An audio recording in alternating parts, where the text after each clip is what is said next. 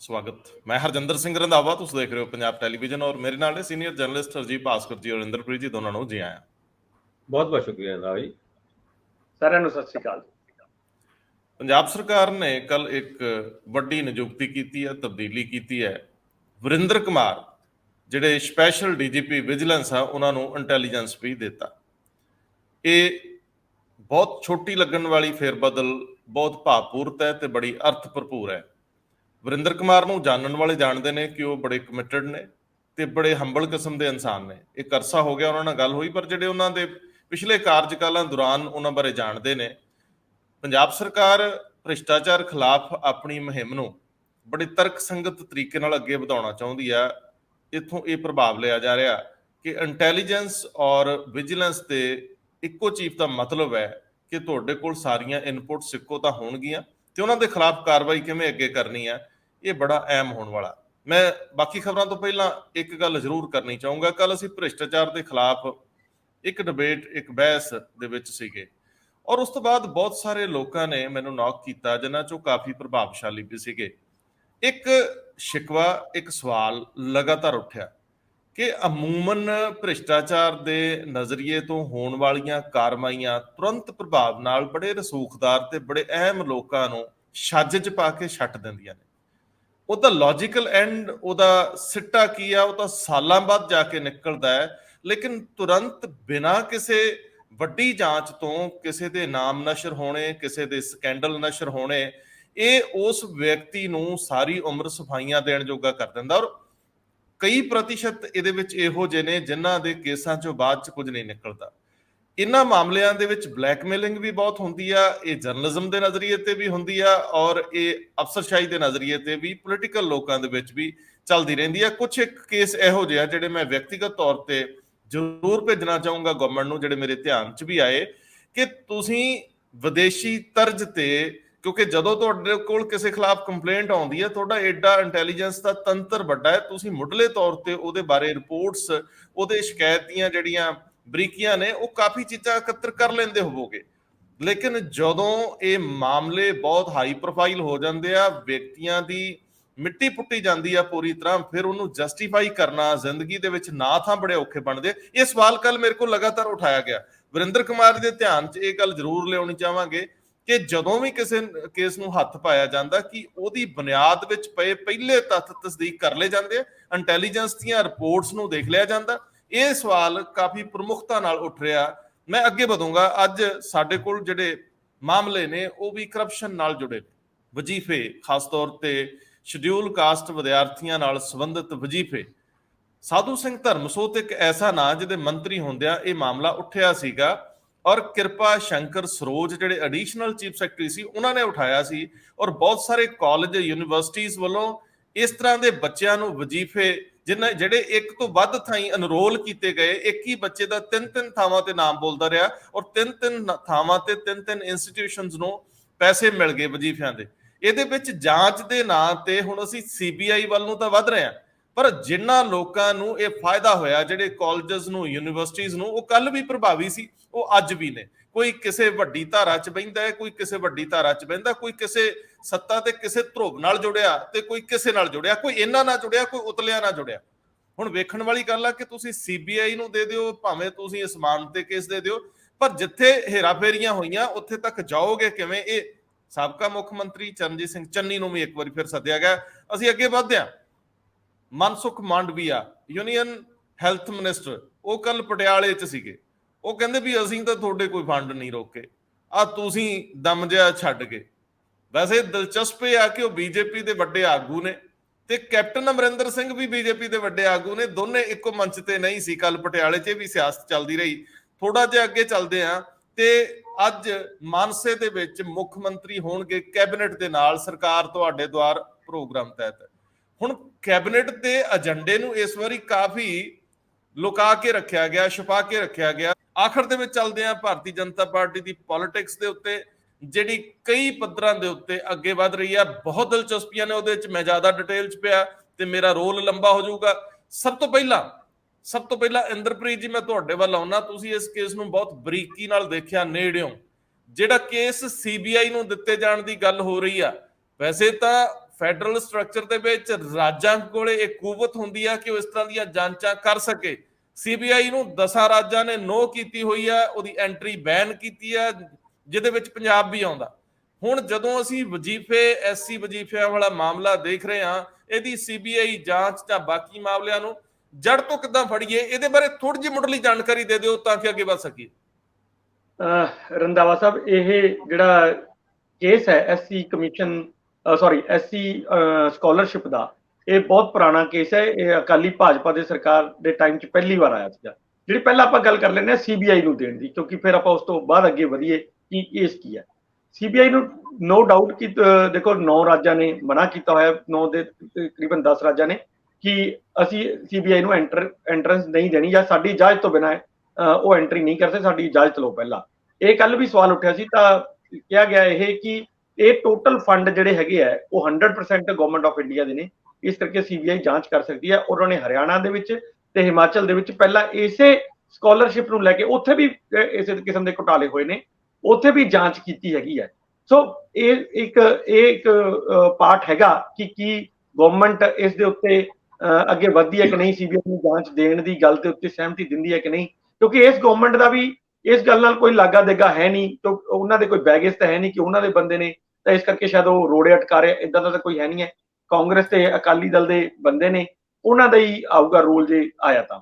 ਸੋ ਇੱਕ ਤਾਂ ਪਹਿਲੂ ਇਹ ਹੈ। ਦੂਜਾ ਪਹਿਲੂ ਇਹ ਹੈ ਕਿ ਇਹ ਸਭ ਤੋਂ ਪਹਿਲਾਂ ਘੁਟਾਲਾ, ਚ ਤੁਸੀਂ ਵੈਸੇ ਉਹਦੇ ਚ ਆਪਣੇ ਇੰਟਰੋ ਚ ਜ਼ਿਕਰ ਕਰ ਹੀ ਚੁੱਕੇ ਹੋ ਕਿ ਇੱਕ ਵਿਦਿਆਰਥੀ ਨੂੰ 2-2 3-3 ਕਾਲਜਾਂ ਦੇ ਵਿੱਚ ਦਿਖਾ ਕੇ ਜਿਹੜੇ ਇਹ ਵਜੀਫੇ ਹੜਪੇ ਗਏ ਆ। ਔਰ ਜਦੋਂ ਬਾਅਦ ਚ ਇਹ ਜਸਟਿਸ ਨਿਰਮਲ ਸਿੰਘ ਸੀਗੇ, ਜਿਹੜੇ ਅਕਾਲੀ ਦਲ ਦੇ ਬਸੀ ਪਠਾਣਾ ਤੋਂ ਵਿਧਾਇਕ ਸੀਗੇ, ਉਹਨਾਂ ਦੀ ਇੱਕ ਕਮੇਟੀ, ਵਿਧਾਨ ਸਭਾ ਦੀਆਂ ਜਿਹੜੀਆਂ ਕਮੇਟੀਆਂ ਹੁੰਦੀਆਂ ਨੇ, ਉਹਨਾਂ ਚ ਇੱਕ ਕਮੇਟੀ ਅਨੁਸੂਚਿਤ ਜਾਤੀਆਂ ਦੇ ਕਲਿਆਣ ਵਾਸਤੇ ਇੱਕ ਕਮੇਟੀ ਹੈਗੀ ਹੈ, ਬੜੀ ਇੰਪੋਰਟੈਂਟ ਕਮੇਟੀ ਆ ਉਹ। ਉਹਨੇ ਇੱਕ ਜਿਹੜੀ ਰਿਪੋਰਟ ਦਿੱਤੀ ਹੈ ਔਰ ਵਿਧਾਨ ਸਭਾ ਦੇ ਵਿੱਚ ਪੇਸ਼ ਕੀਤੀ ਸੀ ਤੇ ਬੜੀ ਬਹਿਸ ਵੀ ਹੋਈ ਸੀ ਇਸ ਤੇ। ਉਹ ਬਹੁਤ ਡਿਟੇਲਡ ਰਿਪੋਰਟ ਸੀ ਜਿਹਦੇ ਵਿੱਚ ਉਹਨਾਂ ਨੇ ਕਈ ਪ੍ਰਾਈਵੇਟ ਕਾਲਜਾਂ ਦੇ ਰਿਕਾਰਡ ਜਦੋਂ ਤਲਬ ਕੀਤੇ ਤਾਂ ਇੱਕ ਰਿਕਾਰਡ ਨਿਕਲਿਆ ਕਿ ਇੱਕ ਵਿਦਿਆਰਥੀ ਨੂੰ 3-3 ਕਾਲਜਾਂ 'ਚ ਕਿਸ ਤਰ੍ਹਾਂ ਦਿਖਾ ਕੇ ਇਹ ਵਜੀਫੇ ਲਿੱਤੇ ਗਏ ਆ। ਔਰ ਉਹਨਾਂ ਨੇ ਰਿਕਮੈਂਡ ਕੀਤਾ ਕਿ ਇਹਦੀ ਜਿਹੜੀ ਥੋਰੋ ਜਾਂਚ ਕੀਤੀ ਜਾਏ, ਕਿਉਂਕਿ ਵਿਧਾਨ ਸਭਾ ਦੀ ਕਮੇਟੀ ਕੋਲ ਸਿਰਫ 1 ਸਾਲ ਹੀ ਹੁੰਦਾ ਔਰ ਉਸ ਦੇ ਵਿੱਚ ਉਹ ਕਾਫੀ ਕੰਮ ਕਰ ਗਏ ਸੀਗੇ। ਤੇ ਪਰ ਜਦੋਂ ਦੂਸਰੀਆਂ ਜਾਂਚਾਂ ਸ਼ੁਰੂ ਹੋਈਆਂ, ਉਹਨਾਂ 'ਚ ਸਰਕਾਰਾਂ ਬਦਲ ਗਈਆਂ। ਫਿਰ ਕੈਪਟਨ ਅਮਰਿੰਦਰ ਸਿੰਘ ਦੀ ਸਰਕਾਰ ਆ ਗਈ, ਅਮਰਿੰਦਰ ਸਿੰਘ ਹੋਰਾਂ ਨੇ ਵੀ ਇੱਕ ਕਮੇਟੀ ਬਣਾਈ, ਤਾਂ ਫਿਰ ਉਹਦੇ ਵਿੱਚ ਵੀ ਆਇਆ ਵੀ ਹਾਂ 62 ਕਰੋੜ ਦੇ ਕਰੀਬ ਜਿਹੜਾ ਇਸ ਤਰ੍ਹਾਂ ਦਾ ਹੈਗਾ ਉਹ ਰਿਲੀਜ਼ ਕੀਤਾ ਗਿਆ, ਜਿਹਦੀ ਟ੍ਰੇਲ ਬਣਦੀ ਹੈ ਪ੍ਰੋਪਰ। ਪਰ ਇਹਨੂੰ ਰਫਾ ਦਫਾ ਕਰਨ ਲਈ ਦਾ ਮਾਮਲਾ ਜਦੋਂ ਆਇਆ ਤਾਂ ਉਹਦੇ ਚ ਇਹਨਾਂ ਮਿਨਿਸਟਰ ਸਾਹਿਬ ਦਾ ਵੀ ਰੋਲ ਆਇਆ, ਜਿਹੜੇ ਆਪਣੇ ਸਾਧੂ ਸਿੰਘ ਧਰਮਸੋਤ ਨੇ, ਉਹਨਾਂ ਨੂੰ ਕੇਸ ਹਜੇ ਤੱਕ ਚੱਲ ਰਿਹਾ, ਹਜੇ ਤੱਕ ਉਹ ਕਿਸੇ ਆਪਾਂ ਕਹਿੰਦੇ ਵੀ ਸਿਰੇ ਨਹੀਂ ਲੱਗਿਆ ਹੈਗਾ। ਨਾਲ ਦੀ ਨਾਲ ਉਹ ਫਿਰ ਜਿਹੜਾ ਫੜੇ ਹੋਏ ਨੇ ਉਹ ਫੋਰੈਸਟ ਡਿਪਾਰਟਮੈਂਟ ਵਾਲੇ ਕੇਸ 'ਚ ਉਹਨਾਂ ਦੇ ਉੱਤੇ ਚੱਲ ਰਹੇ ਨੇ। ਇਹ ਕੇਸ ਦੇ ਵਿੱਚ ਐਸਸੀ ਘੁਟਾਲੇ ਦੇ ਵਿੱਚ ਸਿਰਫ ਗੱਲਾਂ ਹੀ ਹੋ ਰਹੀਆਂ ਨੇ। ਹਜੇ ਪਹਿਲਾਂ ਵੀ 2019 ਜਾਂ ਸ਼ਾਇਦ 20 ਚ ਕਿਹਾ ਗਿਆ ਸੀਗਾ ਕਿ ਸੀਬੀਆਈ ਤੋਂ ਅਸੀਂ ਜਾਂਚ ਕਰਾਵਾਂਗੇ ਦੀ, ਔਰ ਇੱਕ ਗਵਰਨਮੈਂਟ ਆਫ ਇੰਡੀਆ ਨੇ। ਮੈਂ ਇਹਦੇ ਚ ਸਿਰਫ ਇੰਨਾ ਐਡ ਕਰ ਦਿਆਂ ਕਿ ਸਾਧੂ ਸਿੰਘ ਧਰਮਸੋਤ ਦੇ ਖਿਲਾਫ ਪਹਿਲਾ ਮਾਮਲਾ ਫੋਰੈਸਟ ਦਾ ਸੀਗਾ, ਜੰਗਲਾਤ ਵਿਭਾਗ ਵਾਲਾ ਸੀਗਾ, ਜਿਹਦੇ ਵਿੱਚੋਂ ਜ਼ਮਾਨਤ ਤੋਂ ਬਾਅਦ ਦੂਜਾ ਉਹਨਾਂ ਦਾ ਮਾਮਲਾ ਆਮਦਨ ਤੋਂ ਵੱਧ ਜਾਇਦਾਦ ਬਣਾਉਣ ਦਾ ਸੀ, ਜਿਸ ਚੋਂ ਦੂਜੀ ਵਾਰੀ ਉਹਨਾਂ ਨੂੰ ਗ੍ਰਿਫਤਾਰ ਕੀਤਾ ਗਿਆ। ਇਹ ਦੋਵੇਂ ਮਾਮਲੇ ਅਲੱਗ ਨੇ, ਲੇਕਿਨ ਵਜੀਫਿਆਂ ਵਾਲਾ ਮਾਮਲਾ ਸੱਚਮੁੱਚ ਹੀ ਜਾਂਚ ਦੇ ਪਹਿਲੇ ਪੜਾਅ ਤੇ ਖੜਾ ਹੈ। ਔਰ ਇਹ ਜਾਂਚ ਪਹਿਲੀ ਵਾਰੀ ਵਿਭਾਗੀ ਹੋਈ ਸੀਗੀ, ਜਿਹਦੇ ਵਿੱਚ ਐਡੀਸ਼ਨਲ ਚੀਫ ਸੈਕਟਰੀ ਜਿਹੜੇ ਹੁਣ ਰਿਟਾਇਰ ਹੋ ਗਿਆ ਕਿਰਪਾ ਸ਼ੰਕਰ ਸਰੋਜ, ਉਹਨਾਂ ਨੇ ਕੀਤੀ ਸੀਗੀ। ਔਰ ਮੈਂ ਫਿਰ ਇਹਦੇ ਚ ਇੱਕ ਗੱਲ ਕਰਦੇ ਆ ਕਿ ਕੱਲੇ ਇੱਕ ਬੱਚੇ ਨੂੰ 3-3 ਕਾਲਜਸ ਦੇ ਵਿੱਚ ਸ਼ੋ ਨਹੀਂ ਕੀਤਾ ਗਿਆ, ਕਈ ਜਗ੍ਹਾ ਤੇ ਇੱਕ ਹੀ ਕਾਲਜ ਜਾਂ ਇੱਕ ਹੀ ਯੂਨੀਵਰਸਿਟੀ ਵਿੱਚ ਇੱਕ ਤੋਂ ਵੱਧ ਕੋਰਸਸ ਦੇ ਵਿੱਚ ਉਸੇ ਬੱਚੇ ਨੂੰ ਅਨਰੋਲ ਦਿਖਾਇਆ ਗਿਆ। ਔਰ ਹੁਣ ਇਹਦੇ ਵਿੱਚ ਸੰਕਟ ਇਹ ਆ ਕਿ ਐਡਜਸਟਮੈਂਟ ਤਾਂ ਹੋ ਗਈ, ਜਿੰਨਾ ਕਾਲਜਸ ਵੱਲ ਯੂਨੀਵਰਸਿਟੀਜ਼ ਵੱਲ ਪੈਸੇ ਵੱਧ ਚਲੇ ਗਏ, ਉਹਨਾਂ ਦੀ ਅਗਲੀ ਕਿਸ਼ਤ ਤੋਂ ਪਹਿਲਾਂ ਉਹਨਾਂ ਦੀ ਐਡਜਸਟਮੈਂਟ ਦੀ ਗੱਲ ਹੋ ਗਈ। ਪਰ ਫਰਾਡ ਤਾਂ ਹੈ, 420 ਫੋਰਜਰੀ ਤਾਂ ਹੈ, ਉਹਨਾਂ ਦੇ ਖਿਲਾਫ ਪਰਚੇ ਕਿਉਂ ਨਹੀਂ ਹੋਏ? ਔਰ ਇਸ ਤਰ੍ਹਾਂ ਦੀਆਂ ਬੇਨਿਯਮੀਆਂ ਜਦੋਂ ਸਾਰੀ ਯੂਨੀਵਰਸਿਟੀਜ਼ ਔਰ ਕਾਲਜ ਐਨਓਸੀ ਲੈ ਕੇ ਗਵਰਨਮੈਂਟ ਤੋਂ ਬਣਦੇ ਨੇ, ਗਵਰਨਮੈਂਟ ਦੀਆਂ ਹਦਾਇਤਾਂ ਅਨੁਸਾਰ ਚੱਲਦੇ ਆ, ਔਰ ਇਹਨਾਂ ਦੇ ਉੱਤੇ ਅੱਜ ਤੱਕ ਕੋਈ ਰੈਗੂਲੇਟਰੀ ਕਿਉਂ ਨਹੀਂ, ਇਹ ਵੀ ਸਵਾਲ ਉੱਠਦੇ ਰਹੇ ਆ। ਉਹ ਯੂਨੀਵਰਸਿਟੀਜ਼ ਦੇ ਮਾਲਕ ਵੱਡੇ ਅਹੁਦਿਆਂ ਤੇ ਬੈਠੇ ਨੇ, ਜੇ ਨਹੀਂ ਵੀ ਬੈਠੇ ਤੇ ਉਹ ਵੱਡੇ ਬੰਦਿਆਂ ਦੇ ਨਾਲ ਬਹਿੰਦੇ ਨੇ, ਇਹ ਸਵਾਲ ਆ। ਉਹਨਾਂ ਦੇ ਖਿਲਾਫ ਕੋਈ ਜਾਂਚ ਨਹੀਂ ਹੋਈ। ਸੋ ਮੈਨੂੰ ਲੱਗਦਾ ਕਿ ਇਹ ਮੀਨਿੰਗਲੈਸ ਜਾਂਚ ਹੋਊਗੀ ਜੇਕਰ ਤੁਸੀਂ ਕਿਸੇ ਇੱਕ ਵਿਅਕਤੀ ਨੂੰ ਟਾਰਗੇਟ ਕਰਦੇ ਹੋ, ਇੱਕ ਅਫਸਰ ਨੂੰ ਟਾਰਗੇਟ ਕਰਦੇ ਹੋ। ਤੁਹਾਨੂੰ ਇਨ ਟੋਟੈਲਿਟੀ ਇਸ ਨੈਕਸਸ ਦੇ ਵਿੱਚ ਜਿੰਨੀਆਂ ਕੋਣਾ ਨੇ, ਜਿੰਨੇ ਇੱਕ ਧਰੁਵ ਨੇ, ਉਹ ਸਾਰੇ ਇੱਕ ਜਗ੍ਹਾ ਤੇ ਲਿਆ ਕੇ ਖੜੇ ਕਰਨੇ ਪੈਣਗੇ ਤਾਂ ਕਿ ਕੋਈ ਜੁਰਤ ਨਾ ਕਰ ਸਕੇ ਦੁਬਾਰਾ ਇਸ ਤਰ੍ਹਾਂ ਦੇ ਘਪਲਿਆਂ ਦੀ। ਕੀ ਕਹਿੰਦੇ? ਬਿਲਕੁਲ, ਮੈਨੂੰ ਇਹ ਲੱਗਦਾ ਕਿ ਜਿਹੜੇ ਇਸ ਕਿਸਮ ਦੇ ਜਿਹੜੇ ਘੁਟਾਲੇ ਹੁੰਦੇ ਆ, ਇਹਦੀ ਦੇਖੋ ਇਹ ਇਕੱਲਾ ਨੁਕਸਾਨ ਨਹੀਂ ਹੈ ਕਿ ਮਤਲਬ ਕੁਝ ਲੋਕ ਪੈਸਾ ਖਾ ਗਏ। ਇਹਦਾ ਵੱਡਾ ਨੁਕਸਾਨ ਇਹ ਹੁੰਦਾ ਕਿ ਅਸੀਂ ਜਿਹੜੀ ਇਹ ਸਕੀਮਾਂ ਨੇ ਉਹ ਅੱਗੇ ਤੋਂ ਗਵਰਨਮੈਂਟ ਫਿਰ ਬੰਦ ਕਰਨੀਆਂ ਸ਼ੁਰੂ ਕਰ ਦਿੰਦੀ ਹੈ, ਜਿਸ ਤਰ੍ਹਾਂ ਇਸੇ ਮਾਮਲੇ 'ਚ ਹੋਇਆ। ਇਹ ਡਾਕਟਰ ਮਨਮੋਹਨ ਸਿੰਘ ਹੋਰਾਂ ਨੇ ਚਲਾਈ ਸੀਗੀ ਸਕੀਮ, ਜਿਹੜੀ ਇਹ ਵਾਲੀ CBSE ਐਸੀ ਬੱਚੇ ਜਿਹੜੇ ਹੈਗੇ ਆ ਉਹਨਾਂ ਦਾ ਉਹ ਕਿਵੇਂ ਪੜ੍ਹ ਲਿਖ ਕੇ ਆਪਣਾ ਉੱਪਰ ਆ ਜਾਣ ਇੱਕ ਸਮਾਜਿਕ ਖਿੱਤੇ। ਜਦੋਂ ਅਸੀਂ ਕਹਿੰਦੇ ਆ ਵੀ ਅਨੁਸੂਚਿਤ ਜਾਤੀਆਂ ਦੇ ਬੱਚੇ, ਉਹਨਾਂ ਕੋਲੇ ਹੈ ਨਹੀਂ ਪੜ੍ਹਾਈ ਜੋਗੇ ਪੈਸੇ, ਇਸ ਕਰਕੇ ਉਹ ਪਿੱਛੇ ਰਹਿ ਜਾਂਦੇ ਆ, ਤਾਂ ਉਹਨਾਂ ਵਾਸਤੇ ਇਹ ਸਕੀਮ ਲਿਆਤੀ ਸੀ। ਜਦੋਂ ਇਹ ਸਕੀਮ ਦੇ ਵਿੱਚ ਇਸ ਤਰ੍ਹਾਂ ਦੇ ਘੁਟਾਲੇ ਆਉਣ ਲੱਗੇ, 2017 ਦੇ ਵਿੱਚ ਇਹ ਬੰਦ ਕਰਤੀ, ਤੇ ਜਦੋਂ ਇਹਦੀ ਜਗ੍ਹਾ ਤੇ ਦੂਸਰੀ ਸ਼ੁਰੂ ਕੀਤੀ ਤਾਂ ਇਹਦਾ ਜਿਹੜਾ ਰੋਲ ਸੀ ਉਹ ਘਟਾਤਾ। ਗਵਰਨਮੈਂਟ ਨੇ ਕਿਹਾ ਵੀ ਅਸੀਂ ਸਿਰਫ ਹੁਣ 60% ਪੈਸੇ ਦੇਵਾਂਗੇ, 40% ਪੈਸੇ ਸਟੇਟਾਂ ਪਾਣ, ਯਾਨੀ ਕਿ 40% ਦਾ ਬੋਝ ਸਟੇਟਾਂ ਦੇ ਉੱਤੇ ਆ ਗਿਆ। ਮੈਨੂੰ ਲੱਗਦਾ ਕਿ ਹਜੇ ਵੀ ਇਹਦੇ ਵਿੱਚ ਫਿਰ ਉਸੇ ਤਰ੍ਹਾਂ ਦੀਆਂ ਚੀਜ਼ਾਂ ਚੱਲ ਰਹੀਆਂ ਨੇ। ਜੇ ਇਹਨਾਂ ਦੇ ਵਿੱਚ ਵੀ ਆ ਗਿਆ ਤਾਂ ਹੋ ਸਕਦਾ ਕਿ ਅਗਲੇ ਜਿਹੜੇ ਪੰਚਵਰਸ਼ੀ ਯੋਜਨਾ ਬਣੇ ਉਹਦੇ ਵਿੱਚ ਇਹ ਉਸ ਤੋਂ ਵੀ ਬਾਹਰ ਹੋ ਜੇ। ਸੋ ਸਵਾਲ ਉੱਥੇ ਹੀ ਖੜੇ ਨੇ ਹਜੇ ਕਿ ਕਿਵੇਂ ਜਿਹੜਾ ਗਰੀਬ ਤਬਕਾ ਹੈਗਾ, ਉਹਦੇ ਚ ਮੈਂ ਇਕੱਲੇ ਅਨੁਸੂਚਿਤ ਜਾਤੀਆਂ ਨੂੰ ਨਹੀਂ ਮੰਨਦਾ, ਬਹੁਤ ਸਾਰੇ ਜਨਰਲ ਵਰਗ ਦੇ ਵੀ ਹੋ ਸਕਦੇ ਆ ਬੱਚੇ ਹੋਣ ਜਿਹੜੇ ਇੰਨੀਆਂ ਮਹਿੰਗੀਆਂ ਫੀਸਾਂ ਨਹੀਂ ਦੇ ਸਕਦੇ ਔਰ ਇੰਟੈਲੀਜੈਂਟ ਹੋਣ ਦੇ ਬਾਵਜੂਦ ਜਿਹੜੇ ਹੈਗੇ ਉਹ ਪਿਛੜ ਜਾਂਦੇ ਆ। ਸੋ ਮੈਨੂੰ ਲੱਗਦਾ ਇੱਕ ਤਾਂ ਰੋਲ ਸਾਨੂੰ ਉਸ ਤੇ ਵੀ ਸੋਚਣਾ ਪਊਗਾ ਵੀ ਕੀ ਅਸੀਂ ਇਹ ਜਿਹੜਾ ਪੈਸਾ ਹੁੰਦਾ ਹੈ, ਹੋਰ ਵੀ ਯੋਜਨਾਵਾਂ ਨੇ, ਇਕੱਲੀ ਇਹ ਨਹੀਂ ਹੈ ਐਸੀ ਸਕਾਲਰਸ਼ਿਪ, ਈਵਨ ਜਿਹੜੀ ਇੱਕ ਮਾਈਨੋਰਟੀ ਸਕਾਲਰਸ਼ਿਪ ਹੈ ਉਹ ਵੀ ਹੈਗੀ ਹੈ, ਵੀ ਇਹ ਸਾਰੀਆਂ ਨੂੰ ਮਰਜ ਕਰਕੇ ਕਿਉਂ ਨਹੀਂ ਇਹ ਸਿਰਫ ਬੈਂਕਾਂ ਨੂੰ ਹੀ ਦੇ ਦਿੱਤੀ ਜਾਂਦੀਆਂ, ਵੀ ਬੈਂਕ ਹੀ ਸਾਰੇ ਵਰਗਾਂ ਨੂੰ, ਜਿਹੜਾ ਵੀ ਪੜ੍ਹਨਾ ਚਾਹੁੰਦਾ ਬੱਚਾ, ਚਾਹੇ ਉਹ ਕਿਸੇ ਵੀ ਵਰਗ ਨਾਲ ਸੰਬੰਧਿਤ ਹੋਵੇ, ਇੱਕ ਖਾਸ ਜਿਹੜੀ ਆਪਾਂ ਇਨਕਮ ਲਿਮਿਟ ਰੱਖਦੀ ਹੈ ਵੀ ਇਸ ਇਨਕਮ ਲਿਮਿਟ ਤੋਂ ਅਗਰ ਉਹ ਕੋਈ ਬੱਚਾ ਉੱਪਰ ਹੈਗਾ ਤਾਂ ਉਹਨੂੰ ਇਹ ਨਾ ਦੋ, ਥੱਲੇ ਹੈਗਾ ਤਾਂ ਉਹਨੂੰ ਬੈਂਕ ਲੋਨ ਦੇਵੇ, ਤੇ ਜਦੋਂ ਉਹ ਨੌਕਰੀ ਤੇ ਲੱਗ ਜੇ ਉਦੋਂ ਉਹਦੀ ਕਿਸ਼ਤ ਵਾਪਸ ਕਰਨੀ ਸ਼ੁਰੂ ਕਰ ਦੇਣ। ਤਾਂ ਮੈਨੂੰ ਲੱਗਦਾ ਕਿ ਇਸ ਤੇ ਪੇਰੈਂਟਸ ਦਾ ਵੀ ਬੋਝ ਘਟੇਗਾ ਔਰ ਲੋਕਾਂ ਦਾ ਵੀ, ਵਿਦਿਆਰਥੀ ਵੀ ਜਰਾ ਉਹ ਨਹੀਂ ਹੋਣਗੇ ਇਸ ਕਿਸਮ 'ਚ ਜਾਣਗੇ। ਇੰਦਰਪ੍ਰੀਤ ਜੀ, ਗੱਲ ਲੰਬੀ ਹੋ ਜਾਣੀ ਹੈ, ਪਰ ਗੱਲ ਲੰਬੀ ਕੀਤੇ ਬਿਨਾਂ ਸਰਨਾ ਨਹੀਂ। ਆਪਾਂ ਭਾਸਕਰ ਸਾਹਿਬ ਨੂੰ ਸ਼ਾਮਲ ਕਰ ਲਈਏ। ਮੇਰੇ 2-3 ਸਵਾਲ ਨੇ। ਵੈਸੇ ਤਾਂ ਇਹ ਜਿਹੜਾ ਵਜ਼ੀਫਿਆਂ ਦਾ ਧੰਦਾ ਹੈ, ਮੈਂ ਇਹਨੂੰ ਧੰਦਾ ਇਸ ਕਰਕੇ ਕਹਿਣ ਲੱਗਿਆ ਕਿ ਇਹਦੇ ਵਿੱਚ ਕਈ ਕੁਝ ਇਹੋ ਜਿਹਾ ਜਿਹੜਾ ਸੈਂਟਰ ਸਟੇਜ 'ਚ ਹੋਣਾ ਚਾਹੀਦਾ। ਪਹਿਲੀ ਗੱਲ ਤੇ ਇਹ ਆ ਕਿ ਸਾਡੀ ਆਮ ਤੌਰ ਦੇ ਉੱਤੇ ਜਿਸ ਤਰ੍ਹਾਂ ਦੀ ਪਾਲਿਸੀ ਰਹਿੰਦੀ ਆ, ਉਹਨੂੰ ਦੁਬਾਰਾ ਰਿਵਿਊ ਥੋੜੇ ਸਮੇਂ ਬਾਅਦ ਨਹੀਂ ਕੀਤਾ ਜਾਂਦਾ, ਜਿਹੜਾ ਕਰਨਾ ਬਣਦਾ। ਇਹਦੇ 'ਚ 3 ਐਂਗਲ ਮੈਂ ਲੈਣਾ ਚਾਹੂੰਗਾ। ਤੁਸੀਂ ਗੱਲ ਕੀਤੀ ਘੱਟ ਗਿਣਤੀਆਂ ਦੇ ਵਜ਼ੀਫਿਆਂ ਦੀ। ਹੁਣ ਘੱਟ ਗਿਣਤੀਆਂ ਦੇ ਵਜ਼ੀਫਿਆਂ ਦੇ ਵਿੱਚ ਪੰਜਾਬ ਦੇ ਕਾਲਜ ਯੂਨੀਵਰਸਿਟੀਆਂ ਜਾਂ ਦੇਸ਼ ਦੇ ਕਾਲਜ ਯੂਨੀਵਰਸਿਟੀਜ਼ ਦੇ ਵਿੱਚ ਜਿਹੜਾ ਹਿੰਦੂ ਕੈਟਾਗਰੀ ਨਾਲ ਸੰਬੰਧਿਤ ਬੰਦਾ ਹੈ ਉਹਨੂੰ ਬਹੁਤ ਨੁਕਸਾਨ ਹੁੰਦਾ ਹੈ। ਉਹ ਮੇਰੇ ਦੇਖਣ ਦੇ ਵਿੱਚ ਸਾਡੇ ਪਿੰਡਾਂ ਦੇ ਵਿੱਚ, ਸਾਡੇ ਸ਼ਹਿਰਾਂ ਦੇ ਵਿੱਚ, ਆਪਾਂ ਪੰਜਾਬ 'ਚ ਦੇਖਦੇ ਹਾਂ ਕਿ ਲੋਅਰ ਮੱਧ ਵਰਗੀ ਜਿਹੜਾ ਹਿੰਦੂ ਆ, ਜਿਹੜਾ ਦੁਕਾਨ ਚਲਾ ਰਿਹਾ, ਉਹਦੇ ਬੱਚੇ ਨੂੰ MBBS ਕਰਨੀ ਬਹੁਤ ਔਖੀ ਆ, ਇੰਜੀਨੀਅਰਿੰਗ ਕਰਨੀ ਬਹੁਤ ਔਖੀ ਆ। ਉਹਨੂੰ ਘੱਟ ਗਿਣਤੀ ਤੇ ਮੁਸਲਮਾਨ ਨੂੰ ਮਿਲ ਰਿਹਾ, ਸਿੱਖ ਨੂੰ ਵੀ ਮਿਲ ਰਿਹਾ, ਜਿਹੜੇ ਥੋੜੇ ਐਫਰਟਸ ਲਾਉਂਦੇ, ਜਿਨ੍ਹਾਂ ਦੇ ਜਿਹੜੇ ਕਾਲਜ ਵਾਲੇ ਹੀ ਕਾਫੀ ਤੇਜ਼ ਤਰਾਰ ਆ, ਉਹ ਸਾਰੇ ਇਹਨਾਂ ਸਕੀਮਾਂ 'ਚ ਬੱਚਿਆਂ ਨੂੰ ਲੈ ਆਉਂਦੇ ਆ। ਹੁਣ ਪੰਜਾਬ ਦੇ ਕਾਲਜਸ ਦੇ ਵਿੱਚ ਤੁਸੀਂ ਦੇਖੋ, ਜੰਮੂ ਕਸ਼ਮੀਰ ਦਾ ਬਹੁਤ ਬੱਚਾ ਪੜ੍ਹ ਰਿਹਾ, ਦੂਜੀਆਂ ਸਟੇਟਾਂ 'ਚੋਂ ਬਹੁਤ ਬੱਚਾ ਆ ਰਿਹਾ ਘੱਟ ਗਿਣਤੀਆਂ ਦੇ ਵਿੱਚ। ਇੱਥੇ ਜਿਹੜੇ ਸਿੱਖਾਂ ਦੇ ਬੱਚੇ ਆ ਉਹਨਾਂ ਨੂੰ ਵੀ ਮਿਲ ਰਹੀਆਂ ਨੇ, ਪਰ ਜਿਹੜਾ ਹਿੰਦੂ ਆ ਉਹਨੂੰ ਨਹੀਂ ਮਿਲ ਰਹੀ। ਦੂਜੇ ਬੰਨੇ ਜਿਹੜੇ SC ਬੱਚੇ ਨੇ, SC ਬੱਚਿਆਂ ਦੇ ਵਿੱਚੋਂ ਜਿਨ੍ਹਾਂ ਦੀਆਂ 3-3 ਪੀੜ੍ਹੀਆਂ ਨੌਕਰੀਆਂ 'ਚ ਆ ਗਈਆਂ ਨੇ ਭਾਸਕਰ ਸਾਹਿਬ, ਉਹ ਅਲੀਟ ਬਣ ਗਏ ਨੇ, ਉਹ ਇੱਕ ਵੱਖਰੀ ਤਰ੍ਹਾਂ ਦੀ ਕੈਟਾਗਰੀ ਬਣ ਗਏ ਆ। ਬਹੁਤਿਆਂ ਨੇ ਤੇ ਆਪਣੀ ਪਛਾਣ ਵੀ ਛੁਪਾ ਲਈ ਆ। ਉਹ ਆਪਣੀ ਉਸ ਜਿਹੜੀ ਅਸੀਂ ਜਮਾਤਾਂ ਬਣਾਈਆਂ ਨੇ, ਸਿੱਖੀ ਦੇ ਵਿੱਚ ਜਮਾਤਾਂ ਤਾਂ ਹੈ ਹੀ ਨਹੀਂ, ਕਲਾਸ ਵੰਡ ਤਾਂ ਹੈ ਹੀ ਨਹੀਂ, ਪਰ ਜੇ ਬਣੀਆਂ ਨੇ ਤਾਂ ਉਹ ਆਪਣੀ ਉਸ ਜਿਹੜੀ ਸ਼੍ਰੇਣੀ ਉਹਦੇ ਚੋਂ ਨਿਕਲ ਕੇ ਉਹਦੇ ਚ ਵੜਨਾ ਵੀ ਨਹੀਂ ਚਾਹੁੰਦੇ, ਆਪਣੇ ਉਸ ਸ਼੍ਰੇਣੀ ਦੀ ਮਦਦ ਕਰਨਾ ਵੀ ਨਹੀਂ ਜਾਣਾ ਚਾਹੁੰਦੇ। ਸੋ ਰਿਵਿਊ ਹੋਣੇ ਚਾਹੀਦੇ ਆ ਕਿ ਸਹੀ ਬੰਦਿਆਂ ਨੂੰ ਮਦਦ ਮਿਲੇ, ਐਸੀ ਵਰਗਾਂ ਦੇ ਵਿੱਚ ਵੀ ਉਹਨਾਂ ਨੂੰ ਮਦਦ ਮਿਲੇ ਜਿਨ੍ਹਾਂ ਨੂੰ ਮਦਦ ਦੀ ਲੋੜ ਆ, ਔਰ ਕਿੱਥੇ ਕਿਸੇ ਮਦਦ ਦੀ ਲੋੜ ਆ ਉਹਦੇ ਲਈ ਤੁਹਾਨੂੰ ਦੁਬਾਰਾ ਸੋਚਣ ਦੀ ਲੋੜ ਪੈਣੀ ਚਾਹੀਦੀ ਆ। ਜਿਹੜੇ ਕਮਜ਼ੋਰ ਹਿੰਦੂ ਵਰਗ ਦੇ ਵੀ ਨੇ ਉਹਨਾਂ ਨੂੰ ਵੀ ਮਦਦ ਮਿਲਣੀ ਚਾਹੀਦੀ ਆ ਕੋਈ ਨਾ ਕੋਈ। ਸੋ ਮੈਨੂੰ ਲੱਗਦਾ ਕਿ ਦੇਸ਼ 'ਚ ਤੁਸੀਂ ਵਰਗਾਂ 'ਚ ਵੰਡਦੇ ਹੋ ਤਾਂ ਸਾਰਿਆਂ ਨੂੰ ਫਾਇਦਾ ਦਿਓ, ਨਹੀਂ ਤੇ ਸਾਰੇ ਵਰਗ ਪਾਸੇ ਕਰਕੇ ਆਰਥਿਕ ਤੌਰ ਤੇ ਪਛੜੇ ਲੋਕਾਂ ਨੂੰ, ਭਾਵੇਂ ਉਹ ਸਾਰੇ ਸ਼ਡਿਊਲ ਕਾਸਟ ਹੀ ਆ ਜਾਣ, ਤੁਸੀਂ ਉਹਨਾਂ ਨੂੰ ਮਦਦ ਕਰੋ ਜਿਹੜੇ ਇੱਕ ਖਾਸ ਵਰਗ ਦੇ ਵਿੱਚ ਆਉਂਦੇ ਆ ਆਮਦਨ ਦੇ ਨਜ਼ਰੀਏ ਤੋਂ। ਜੀ ਜੀ ਬਿਲਕੁਲ, ਜਿੱਥੇ ਤੱਕ ਗੱਲ ਕ੍ਰੀਮੀ ਲੇਅਰ ਦੀ ਹੈ, ਬਹੁਤ ਵਾਰ ਗੱਲ ਚੱਲੀ ਹੈ ਕਿ ਕ੍ਰੀਮੀ ਲੇਅਰ ਦੀ ਇੱਕ ਡੈਫੀਨੇਸ਼ਨ ਤੈਅ ਕਰ ਦਿੱਤੀ ਜਾਏ, ਜਿਨ੍ਹਾਂ ਦੀ ਸਾਲਾਨਾ ਇਨਕਮ 10 ਲੱਖ ਤੋਂ ਵੱਧ ਹੈ, ਉਹਨਾਂ ਨੂੰ ਇਸ ਤਰੀਕੇ ਦੇ ਸੋਸ਼ਲ ਵੈਲਫੇਅਰ ਸਕੀਮਸ ਦੇ ਵਿੱਚ ਜਿਹੜੇ ਬੈਨੀਫਿਟਸ ਹੈ ਉਹ ਨਹੀਂ ਮਿਲਣੇ ਚਾਹੀਦੇ। ਗੱਲ ਪੋਲੀਟੀਕਲ ਖੇਤਰ ਤੋਂ ਹੀ ਸ਼ੁਰੂ ਹੁੰਦੀ ਹੈ, ਉੱਥੇ ਹੀ ਖਤਮ ਹੋ ਜਾਂਦੀ ਹੈ, ਕਿਉਂਕਿ ਰੋਲਾ ਉੱਥੇ ਹੀ ਪੈ ਜਾਂਦਾ। ਅੱਜ ਦੀ ਡੇਟ ਵਿੱਚ ਭਾਵੇਂ ਰਿਜ਼ਰਵੇਸ਼ਨ ਹੋਏ, ਭਾਵੇਂ ਇਦਾਂ ਦੀ ਸੋਸ਼ਲ ਵੈਲਫੇਅਰ ਸਕੀਮਸ ਹੋਏ, ਵੰਡੀ ਜ਼ਰੂਰ ਜਾਂਦੀ ਹੈ। ਹੁਣ ਕਿਸਾਨਾਂ ਦੀ ਸਬਸਿਡੀ ਨੂੰ ਲਾ ਲਓ, ਬਿਜਲੀ ਮਾਫੀ ਦੀ ਸਬਸਿਡੀ ਨੂੰ ਲੈ ਲਓ, ਉਹਦੇ ਵਿੱਚ ਵੱਡੇ ਕਿਸਾਨਾਂ ਨੂੰ ਇਹ ਸਬਸਿਡੀ ਕਿਉਂ? ਜਦ ਵੀ ਇਹ ਗੱਲ ਸ਼ੁਰੂ ਹੁੰਦੀ ਹੈ ਤੇ ਫਿਰ ਇਹ ਪੋਲੀਟੀਕਲੀ ਖਤਮ ਵੀ ਹੋ ਜਾਂਦੀ ਹੈ, ਕਿਉਂਕਿ ਵੋਟਾਂ ਦੀ ਰਾਜਨੀਤੀ ਹੈਗੀ ਹੈ। ਆਰਐਸਐਸ ਨੇ ਬਿਹਾਰ ਇਲੈਕਸ਼ਨ ਤੋਂ ਪਹਿਲੇ ਇਹ ਗੱਲ ਛੇੜੀ ਸੀਗੀ ਕਿ ਆਰਕਸ਼ਣ ਆਰਥਿਕ ਆਧਾਰ ਦੇ ਉੱਤੇ ਹੋਣਾ ਚਾਹੀਦਾ ਹੈ, ਤੇ ਉਹ ਬਿਹਾਰ ਦੇ ਇਲੈਕਸ਼ਨ ਹਾਰ ਗਏ ਸੀਗੇ, ਔਰ ਉਸ ਤੋਂ ਬਾਅਦ ਉਹਨਾਂ ਨੇ ਕਦੀ ਇਸ ਗੱਲ ਦੇ ਉੱਤੇ ਕੋਈ ਗੱਲ ਹੀ ਨਹੀਂ ਕੀਤੀ। ਭਾਵੇਂ ਜਿੰਨੀ ਵੀ ਸੋਸ਼ਲ ਵੈਲਫੇਅਰ ਸਕੀਮਸ ਹੋਣ, ਇਹ ਫਿਲਹਾਲ ਤੇ ਧਰਮ ਸੋਤ ਉਹਨਾਂ ਵਾਲੀ ਜਿਹੜੀ ਇਹ ਜ਼ਿਕਰ ਕੀਤਾ ਹੈ ਕਿ ਵੀ ਪੋਸਟ ਮੈਟ੍ਰਿਕ ਸਕਾਲਰਸ਼ਿਪ ਸਕੀਮ, ਉਸ ਤੋਂ ਇਲਾਵਾ ਮਨਰੇਗਾ ਸਕੀਮ ਨੂੰ ਲੈ ਲਓ। ਮਨਰੇਗਾ ਸਕੀਮ ਦੇ ਵਿੱਚ ਵੀ ਕਿਸ ਤਰੀਕੇ ਨਾਲ ਘਪਲੇ ਹੁੰਦੇ ਆ, ਉਹਦਾ ਇੱਕ ਖੁਲਾਸਾ ਕੱਲ ਵੀ ਫਰੀਦਕੋਟ ਦੇ ਵਿੱਚ ਹੋਇਆ, ਜਿਹਦੇ ਵਿੱਚ ਵਿਜੀਲੈਂਸ ਨੇ ਆਪਣੀ ਪ੍ਰੋਬ ਸ਼ੁਰੂ ਕਰਤੀ ਹੈ।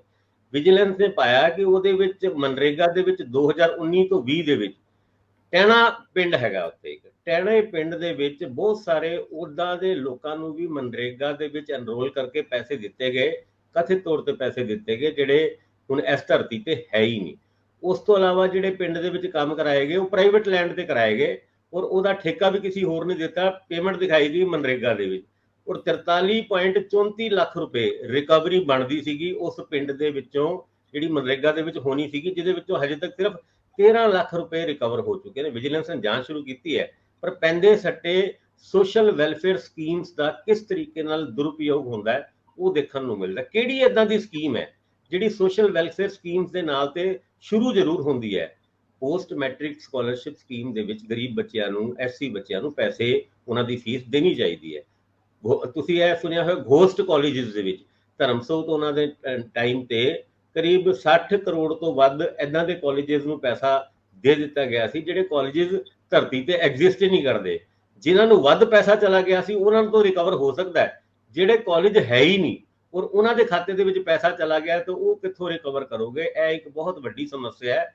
ਐਸੀ ਕਰਕੇ ਜਿਹੜੇ ਵਰਗ ਹੈਗੇ ਨੇ ਜਿਨ੍ਹਾਂ ਨੂੰ ਅਸੀਂ ਉੱਤੇ ਉਠਾਉਣਾ ਚਾਹੁੰਦੇ ਆ, ਉਹਨਾਂ ਨੂੰ ਦਬਾਉਣ ਦੇ ਵਿੱਚ ਉਸ ਵਰਗ ਦੇ ਕ੍ਰੀਮੀ ਲੇਅਰ ਦਾ ਹੀ ਹੱਥ ਸਭ ਤੋਂ ਜ਼ਿਆਦਾ ਹੁੰਦਾ ਹੈ। ਉਹ ਉਹਨਾਂ ਦੇ ਹੱਕਾਂ ਨੂੰ ਆਪਣੇ ਤੱਕ ਤੇ ਸੀਮਿਤ ਰੱਖ ਦਿੰਦੇ ਨੇ, ਪਰ ਲੋਕਾਂ ਨੂੰ ਉੱਤੇ ਉਠਾਉਣ ਵਾਸਤੇ ਉਹ ਫੰਡ ਜਿਨ੍ਹਾਂ ਨੂੰ ਚਾਹੀਦਾ ਉਹਨਾਂ ਨੂੰ ਨਹੀਂ ਮਿਲ ਪਾਉਂਦਾ। ਕਰਪਸ਼ਨ ਇੱਥੋਂ ਸ਼ੁਰੂ ਹੁੰਦੀ ਹੈ ਔਰ ਇੱਥੋਂ ਹੀ ਖਤਮ ਹੋ ਜਾਂਦੀ ਹੈ, ਔਰ ਇਹ ਰੋਲਾ, ਇਹ ਡਿਬੇਟ ਸਿਰਫ ਵੋਟਾਂ ਦੀ ਰਾਜਨੀਤੀ ਤੱਕ ਹੀ ਸੀਮਿਤ ਹੋ ਜਾਂਦੀ ਹੈ। ਇੰਦਰਪ੍ਰੀਤ ਜੀ, ਜਦੋਂ ਜਿਹੜੇ ਇਹ ਭੂਤੀਆ ਕਾਲਜ ਜਿਨ੍ਹਾਂ ਨੂੰ ਕਿਹਾ ਜਾਂਦਾ, ਵੈਸੇ ਇਸ ਤਰ੍ਹਾਂ ਦੀ ਬਹੁਤ ਜ਼ਿਆਦਾ ਕੋਈ ਵੱਡੀ ਗੱਲ ਸਾਹਮਣੇ ਉਦੋਂ ਆਈ ਨਹੀਂ ਸੀ ਜਾਂਚ ਵਿੱਚ, ਕਿਉਂਕਿ ਏਦਾਂ ਪੈਸੇ ਦੇਣੇ ਔਖੇ ਹੁੰਦੇ। ਹਾਂ, ਕੁਝ ਕਾਲਜ ਬੰਦ ਹੋ ਚੁੱਕੇ ਸੀਗੇ ਔਰ ਉਹ ਬੰਦ ਹੋਏ ਕਾਲਜਸ ਦਾ ਜ਼ਿਕਰ ਜ਼ਰੂਰ ਹੋਇਆ ਸੀ, ਪਰ ਮੋٹے ਤੌਰ ਤੇ ਇਹ ਸਾਰਾ ਰੌਲਾ ਸੀਗਾ ਕਿ ਕੁਝ ਕਾਲਜਸ ਨੇ, ਕੁਝ ਯੂਨੀਵਰਸਿਟੀਜ਼ ਨੇ ਦੂਜਿਆਂ ਦਾ ਹੱਕ ਮਾਰ ਕੇ ਜਿੰਨੀ ਗ੍ਰਾਂਟ ਆਈ ਉਹਦੇ ਚੋਂ ਪਹਿਲਾਂ ਆਪਣਾ ਪ੍ਰਭਾਵ ਵਰਤ ਕੇ ਜ਼ਿਆਦਾ ਅਲਾਟ, ਮਤਲਬ ਉਹ ਸੈਂਕਸ਼ਨ ਕਰਾ ਲਈ। ਇਹੀ ਰੌਲਾ ਸੀ ਬੁਨਿਆਦੀ ਤੌਰ ਦੇ ਉੱਤੇ, ਕਾਹਲੀ 'ਚ ਸਾਰਾ ਕੁਝ ਹੋਇਆ ਸੀ। ਖੈਰ, ਆਪਾਂ ਇਹਦੇ ਤੋਂ ਜੇ ਅੱਗੇ ਵਧੀਏ, ਹੁਣ ਚੰਨੀ ਸਾਹਿਬ ਵੀ ਜਦ ਵਿੱਚ ਨੇ ਜਿਹੜੀ ਵਿਜੀਲੈਂਸ ਦੀ ਜਾਂਚ ਹੈ, ਪਰ ਮੈਂ ਜਿਹੜੀ ਗੱਲ ਪਹਿਲਾਂ ਕਰ ਰਿਹਾ ਸੀਗਾ ਕਿ ਜਦੋਂ ਅਸੀਂ ਘੱਟ ਗਿਣਤੀਆਂ ਦੇ ਵਜ਼ੀਫਿਆਂ ਦਾ ਜ਼ਿਕਰ ਕਰਦੇ ਹਾਂ, ਪੰਜਾਬ ਦੇ ਕਾਲਜ ਭਰੇ ਪਏ ਨੇ ਵੱਖ-ਵੱਖ ਥਾਵਾਂ ਤੋਂ ਆ ਕੇ, ਯੂਨੀਵਰਸਿਟੀਆਂ ਖਾਸ ਤੌਰ ਤੇ ਬੱਚੇ ਜਿਹੜੇ ਪੜ੍ਹ ਰਹੇ ਆ, ਔਰ ਉਹਨਾਂ ਦੇ ਸਾਰੇ ਪੈਸੇ ਇਹਨਾਂ ਸਕੀਮਾਂ 'ਚੋਂ ਆ ਰਹੇ ਆ। ਯੂਨੀਵਰਸਿਟੀ ਕਾਲਜ ਕਹਿੰਦੇ ਆ ਕਿ ਤੁਸੀਂ ਆਓ, ਡਾਕੂਮੈਂਟਸ ਜਮ੍ਹਾਂ ਕਰਾਓ, ਦਾਖਲਾ ਲਓ, ਪੈਸੇ ਦੀ ਚਿੰਤਾ ਛੱਡੋ, ਕਿਉਂਕਿ ਪੈਸੇ ਜੇ ਕਿੰਨੀ ਵੀ ਫੀਸ ਆ ਉਹਨਾਂ ਦੀ, ਉਹ ਸਾਰੀ ਦੀ ਸਾਰੀ ਲਗਭਗ ਅਦਾਰੇ ਦੇ ਰਹੇ ਨੇ ਜਾਂ ਇਸ ਤਰ੍ਹਾਂ ਦੀਆਂ ਸੰਸਥਾਵਾਂ ਦੇ ਰਹੀਆਂ। ਮੈਂ ਤੁਹਾਡੇ ਤੋਂ ਵਿਊ ਪੁਆਇੰਟ ਜ਼ਰੂਰ ਲੈਣਾ। ਚੰਨੀ ਭਾਵੇਂ ਬਹੁਤ ਥੋੜੇ ਸਮੇਂ ਲਈ ਬਣੇ, ਮੁੱਖ ਮੰਤਰੀ ਬਣੇ, ਘੱਟੋ ਘੱਟ ਮੈਨੂੰ ਲੱਗਦਾ ਕਿ ਭਾਵੇਂ ਤੁਹਾਡੇ ਕੋਲ ਮਹੀਨਾ ਸੀ, 2 ਮਹੀਨੇ ਸੀ, ਇਹਨਾਂ ਮਾਮਲਿਆਂ ਨੂੰ ਤਰਜੀਹੀ ਤੌਰ ਤੇ ਹੱਲ ਕਰਨਾ ਉਹਨਾਂ ਦੀ ਵੀ ਜ਼ਿੰਮੇਵਾਰੀ ਸੀ। ਬਤੌਰ ਇੱਕ ਸ਼੍ਰੇਣੀ ਚੋਂ ਆਉਣ ਦਾ ਕਾਂਗਰਸ ਨੇ ਪ੍ਰਚਾਰਿਆ ਸੀ ਕਿ ਸਾਡਾ ਸ਼ਡਿਊਲ ਕਾਸਟ ਮੁੱਖ ਮੰਤਰੀ ਆ, ਸਾਡਾ ਪਛੜੀਆਂ ਸ਼੍ਰੇਣੀਆਂ ਚੋਂ ਆ ਰਿਹਾ ਮੁੱਖ ਮੰਤਰੀ ਆ, ਸੋ ਉਹਨਾਂ ਨੂੰ ਪਹਿਲ ਦੇ ਆਧਾਰ ਤੇ ਇਹਨਾਂ ਚੀਜ਼ਾਂ ਦਾ ਨਿਪਟਾਰਾ ਕਰਕੇ ਵੀ ਜਾਣਾ ਚਾਹੀਦਾ ਸੀ। ਹੁਣ ਉਹ ਆਪ ਜਾਂਚ ਵਿੱਚ ਨੇ ਜੀ। ਬਿਲਕੁਲ, ਜਿਹੜੀ ਤੁਸੀਂ ਮਾਈਨੋਰਟੀਜ਼ ਦੀ ਗੱਲ ਕੀਤੀ, ਮੈਂ ਇਸ ਗੱਲ ਤੇ ਬੜਾ ਸਹਿਮਤ ਹਾਂ ਤੁਹਾਡੇ ਨਾਲ ਕਿ ਜਿਹੜੀ ਵੀ ਇਸ ਟਾਈਮ ਹਿੰਦੂ ਵਰਗ ਦਾ ਮੱਧਮ ਵਰਗ ਰਹਿ ਗਿਆ, ਜਿਹੜਾ ਹਿੰਦੂ ਵਰਗ 'ਚ ਮੱਧਮ ਵਰਗ ਹੈਗਾ, ਉਹ ਅੱਜ ਦੀ ਡੇਟ ਦੇ ਵਿੱਚ ਕਿਸੇ ਵੀ ਕਾਲਜ 'ਚ ਜਾਂ ਯੂਨੀਵਰਸਿਟੀ 'ਚ ਆਪਣੇ ਬੱਚੇ ਨੂੰ ਪੜ੍ਹਾਉਣ ਦੇ ਸਮਰੱਥ ਨਹੀਂ ਹੈਗਾ।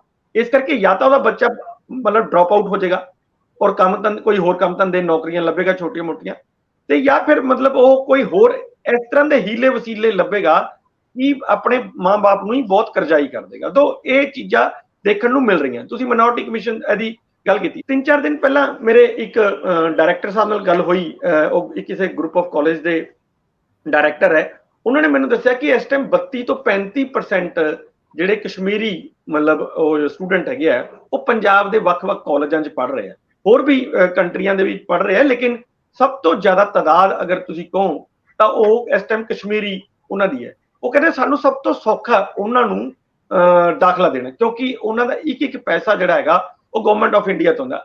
ਉਹ ਚਾਹੇ 70-70 ਹਜ਼ਾਰ ਰੁਪਏ ਹੋਸਟਲ ਦੀ ਫੀਸ ਹੋਵੇ, ਖਾਣੇ ਦੇ ਪੈਸੇ ਹੋਣ, ਫੀਸ ਦਾ ਮਾਮਲਾ ਹੋਏ, ਕੁਝ ਵੀ ਹੋਏ, ਕਿਤਾਬਾਂ ਸਭ ਜੋ ਕੁਝ ਵੀ ਹੈਗਾ ਉਹ ਉਹਨਾਂ ਨੂੰ ਉੱਥੋਂ ਡਾਇਰੈਕਟਲੀ ਉਹਨਾਂ ਦੇ ਖਾਤੇ 'ਚ ਆਉਂਦਾ ਔਰ ਸਾਡੇ ਖਾਤੇ 'ਚ ਪੈ ਜਾਂਦਾ।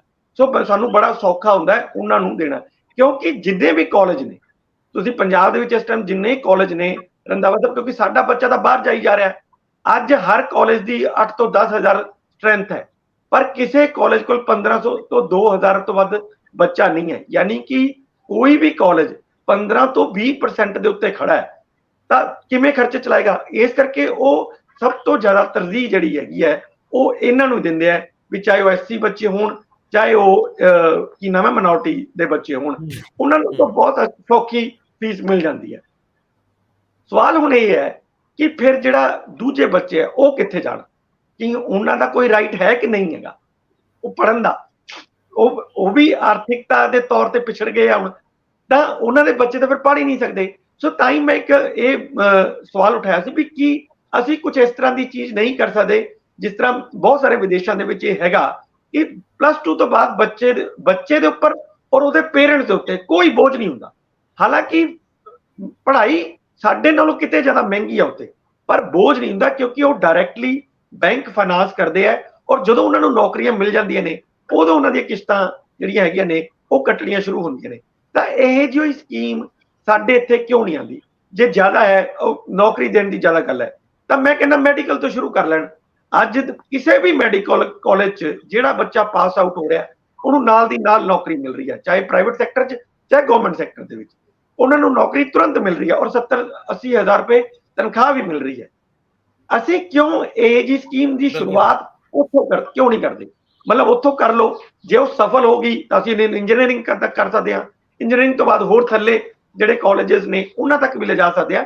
ਤਾਂ ਕਦੇ ਕੋਈ ਇਹ ਸਿਸਟਮ ਬਣੂਗਾ ਜਦੋਂ ਅਸੀਂ ਸਾਰੇ ਜਿਹੜੇ ਇਹ ਕਾਲਜਸ ਨੇ ਉਹਨਾਂ ਨੂੰ ਇੰਡੀਪੈਂਡੈਂਟ ਹੀ ਕਰ ਦਾਂਗੇ, ਕਿਉਂਕਿ ਜਿੰਨੀ ਇਸ ਟਾਈਮ ਗਵਰਨਮੈਂਟ ਪੈਸਾ ਖਰਚ ਕਰ ਰਹੀ ਹੈ, ਗਵਰਨਮੈਂਟ ਆਫ ਇੰਡੀਆ ਮੇਰੇ ਖਿਆਲ 40 ਤੋਂ 50 ਹਜ਼ਾਰ ਕਰੋੜ ਰੁਪਇਆ ਇਹ ਜਿਹੜਾ ਮਾਈਨੋਰਟੀਜ਼ 'ਚ ਜਾਂ SC ਜਿਹੜੇ ਬੱਚੇ ਨੇ ਉਹਨਾਂ ਦੇ ਉੱਤੇ ਖਰਚ ਕਰ ਰਹੀ ਹੋਏਗੀ।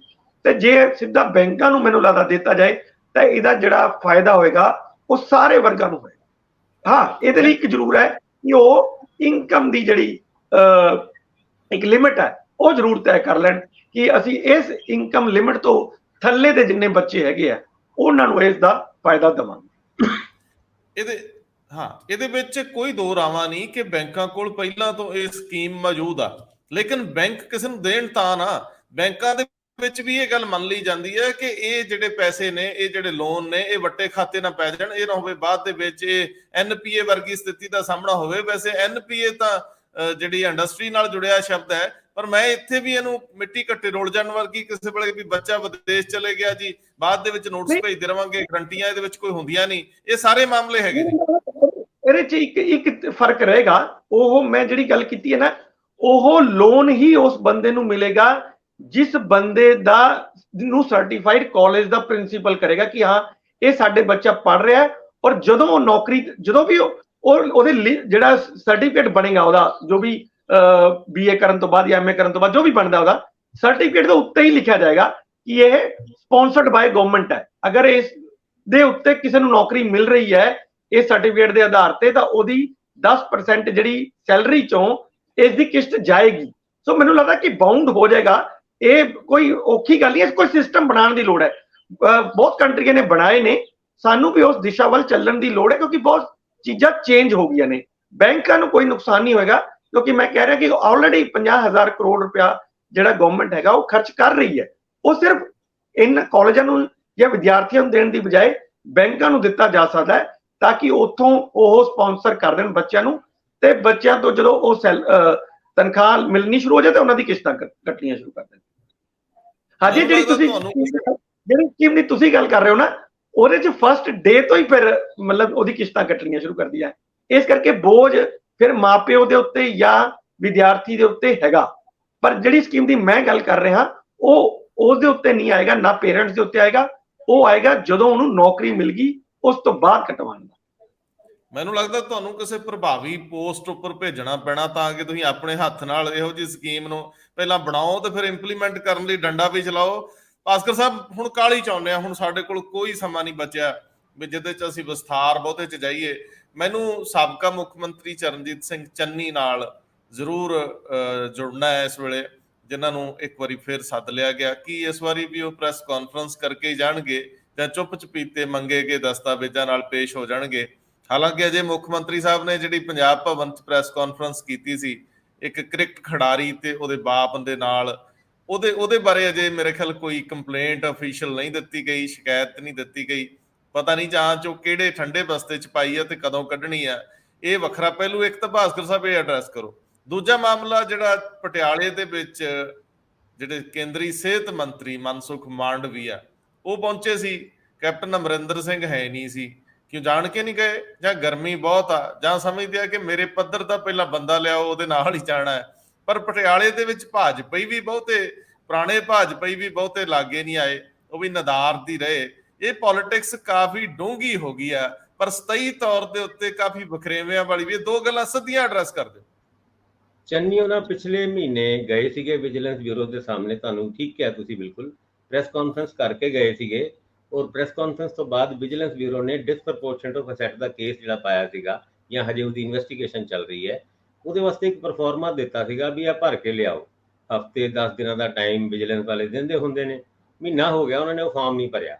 ਹੁਣ ਜੂਨ 13 ਨੂੰ ਦੁਬਾਰਾ ਬੁਲਾ ਲਿਆ ਚੰਨੀ ਸਾਹਿਬ ਨੂੰ, ਔਰ ਚੰਨੀ ਸਾਹਿਬ ਨੂੰ ਕਿਹਾ ਵੀ ਉਹ ਫਾਰਮ ਭਰ ਕੇ ਲਿਆਣਾ ਐਤਕੀ। ਪਿਛਲੀ ਵਾਰ ਜਿਹੜਾ ਫਾਰਮ ਦਿੱਤਾ ਸੀਗਾ, ਚਲੋ ਲੈ ਕੇ ਜਾਂਦੇ ਆ ਕਿ ਨਹੀਂ ਲੈ ਕੇ ਜਾਂਦੇ, ਪਰ ਪ੍ਰੈਸ ਕਾਨਫਰੰਸ ਕਰਦੇ ਆ ਕਿ ਨਹੀਂ ਕਰਦੇ, ਇਹ ਤੇ ਖੈਰ ਬਾਅਦ ਦੀ ਗੱਲ ਹੈਗੀ ਹੈ। ਹੁਣ ਵਿਜੀਲੈਂਸ ਬਿਊਰੋ ਦੇ ਮੁਖੀ ਵਰਿੰਦਰ ਕੁਮਾਰ, ਉਹਨਾਂ ਨੂੰ ਇੱਕ ਹੋਰ ਵੀ ਇੱਕ ਪਦ ਮਿਲ ਗਿਆ ਬਹੁਤ ਵੱਡਾ, ਪੰਜਾਬ ਦੇ ਇੰਟੈਲੀਜੈਂਸ ਦੇ ਮੁਖੀ ਬਣ ਗਏ ਨੇ। ਔਰ ਸਾਰੇ ਇੰਟੈਲੀਜੈਂਸ ਵਿਭਾਗ ਦੇ ਜਿਹੜੇ ਵੀ ਅਫਸਰ ਨੇ ਉਹ ਸਾਰੇ ਸਿੱਧਾ ਹੁਣ ਵਰਿੰਦਰ ਕੁਮਾਰ ਉਹਨਾਂ ਨੂੰ ਰਿਪੋਰਟ ਕਰਨਗੇ। ਔਰ ਵਿਜੀਲੈਂਸ ਸਰਕਾਰ ਦੇ ਇੰਟੈਲੀਜੈਂਸ ਡਿਪਾਰਟਮੈਂਟ ਸੂਬੇ ਦਾ, ਉਹ ਸਰਕਾਰ ਦੇ ਅੱਖ ਤੇ ਕੰਨ ਹੁੰਦੇ ਨੇ। ਮੈਨੂੰ ਇਹ ਲੱਗਦਾ ਹੈ ਕਿ ਇਹ ਦੋ, ਵਿਜੀਲੈਂਸ ਬਿਊਰੋ ਔਰ ਇੰਟੈਲੀਜੈਂਸ ਵਿਭਾਗ ਦੇ ਮੁਖੀ ਬਣਨ ਤੋਂ ਬਾਅਦ ਵਰਿੰਦਰ ਕੁਮਾਰ ਉਹਨਾਂ ਦਾ ਕੱਦ ਬਹੁਤ ਵੱਡਾ ਹੋ ਜਾਏਗਾ। ਔਰ ਹੋ ਸਕਦਾ ਹੈ ਕਿ ਵਿਜੀਲੈਂਸ ਬਿਊਰੋ ਦੇ ਮੁਖੀ ਦੇ ਤੌਰ ਤੇ ਜੋ ਕੰਮ ਉਹਨਾਂ ਨੇ ਕੀਤਾ ਹੈ, ਉਹ ਚੰਗੇ ਕੰਮ ਦਾ ਇਨਾਮ ਉਹਨਾਂ ਨੂੰ ਬਤੌਰ ਇੰਟੈਲੀਜੈਂਸ ਚੀਫ ਬਣਾ ਕੇ ਸਰਕਾਰ ਨੇ ਦਿੱਤਾ ਹੈ।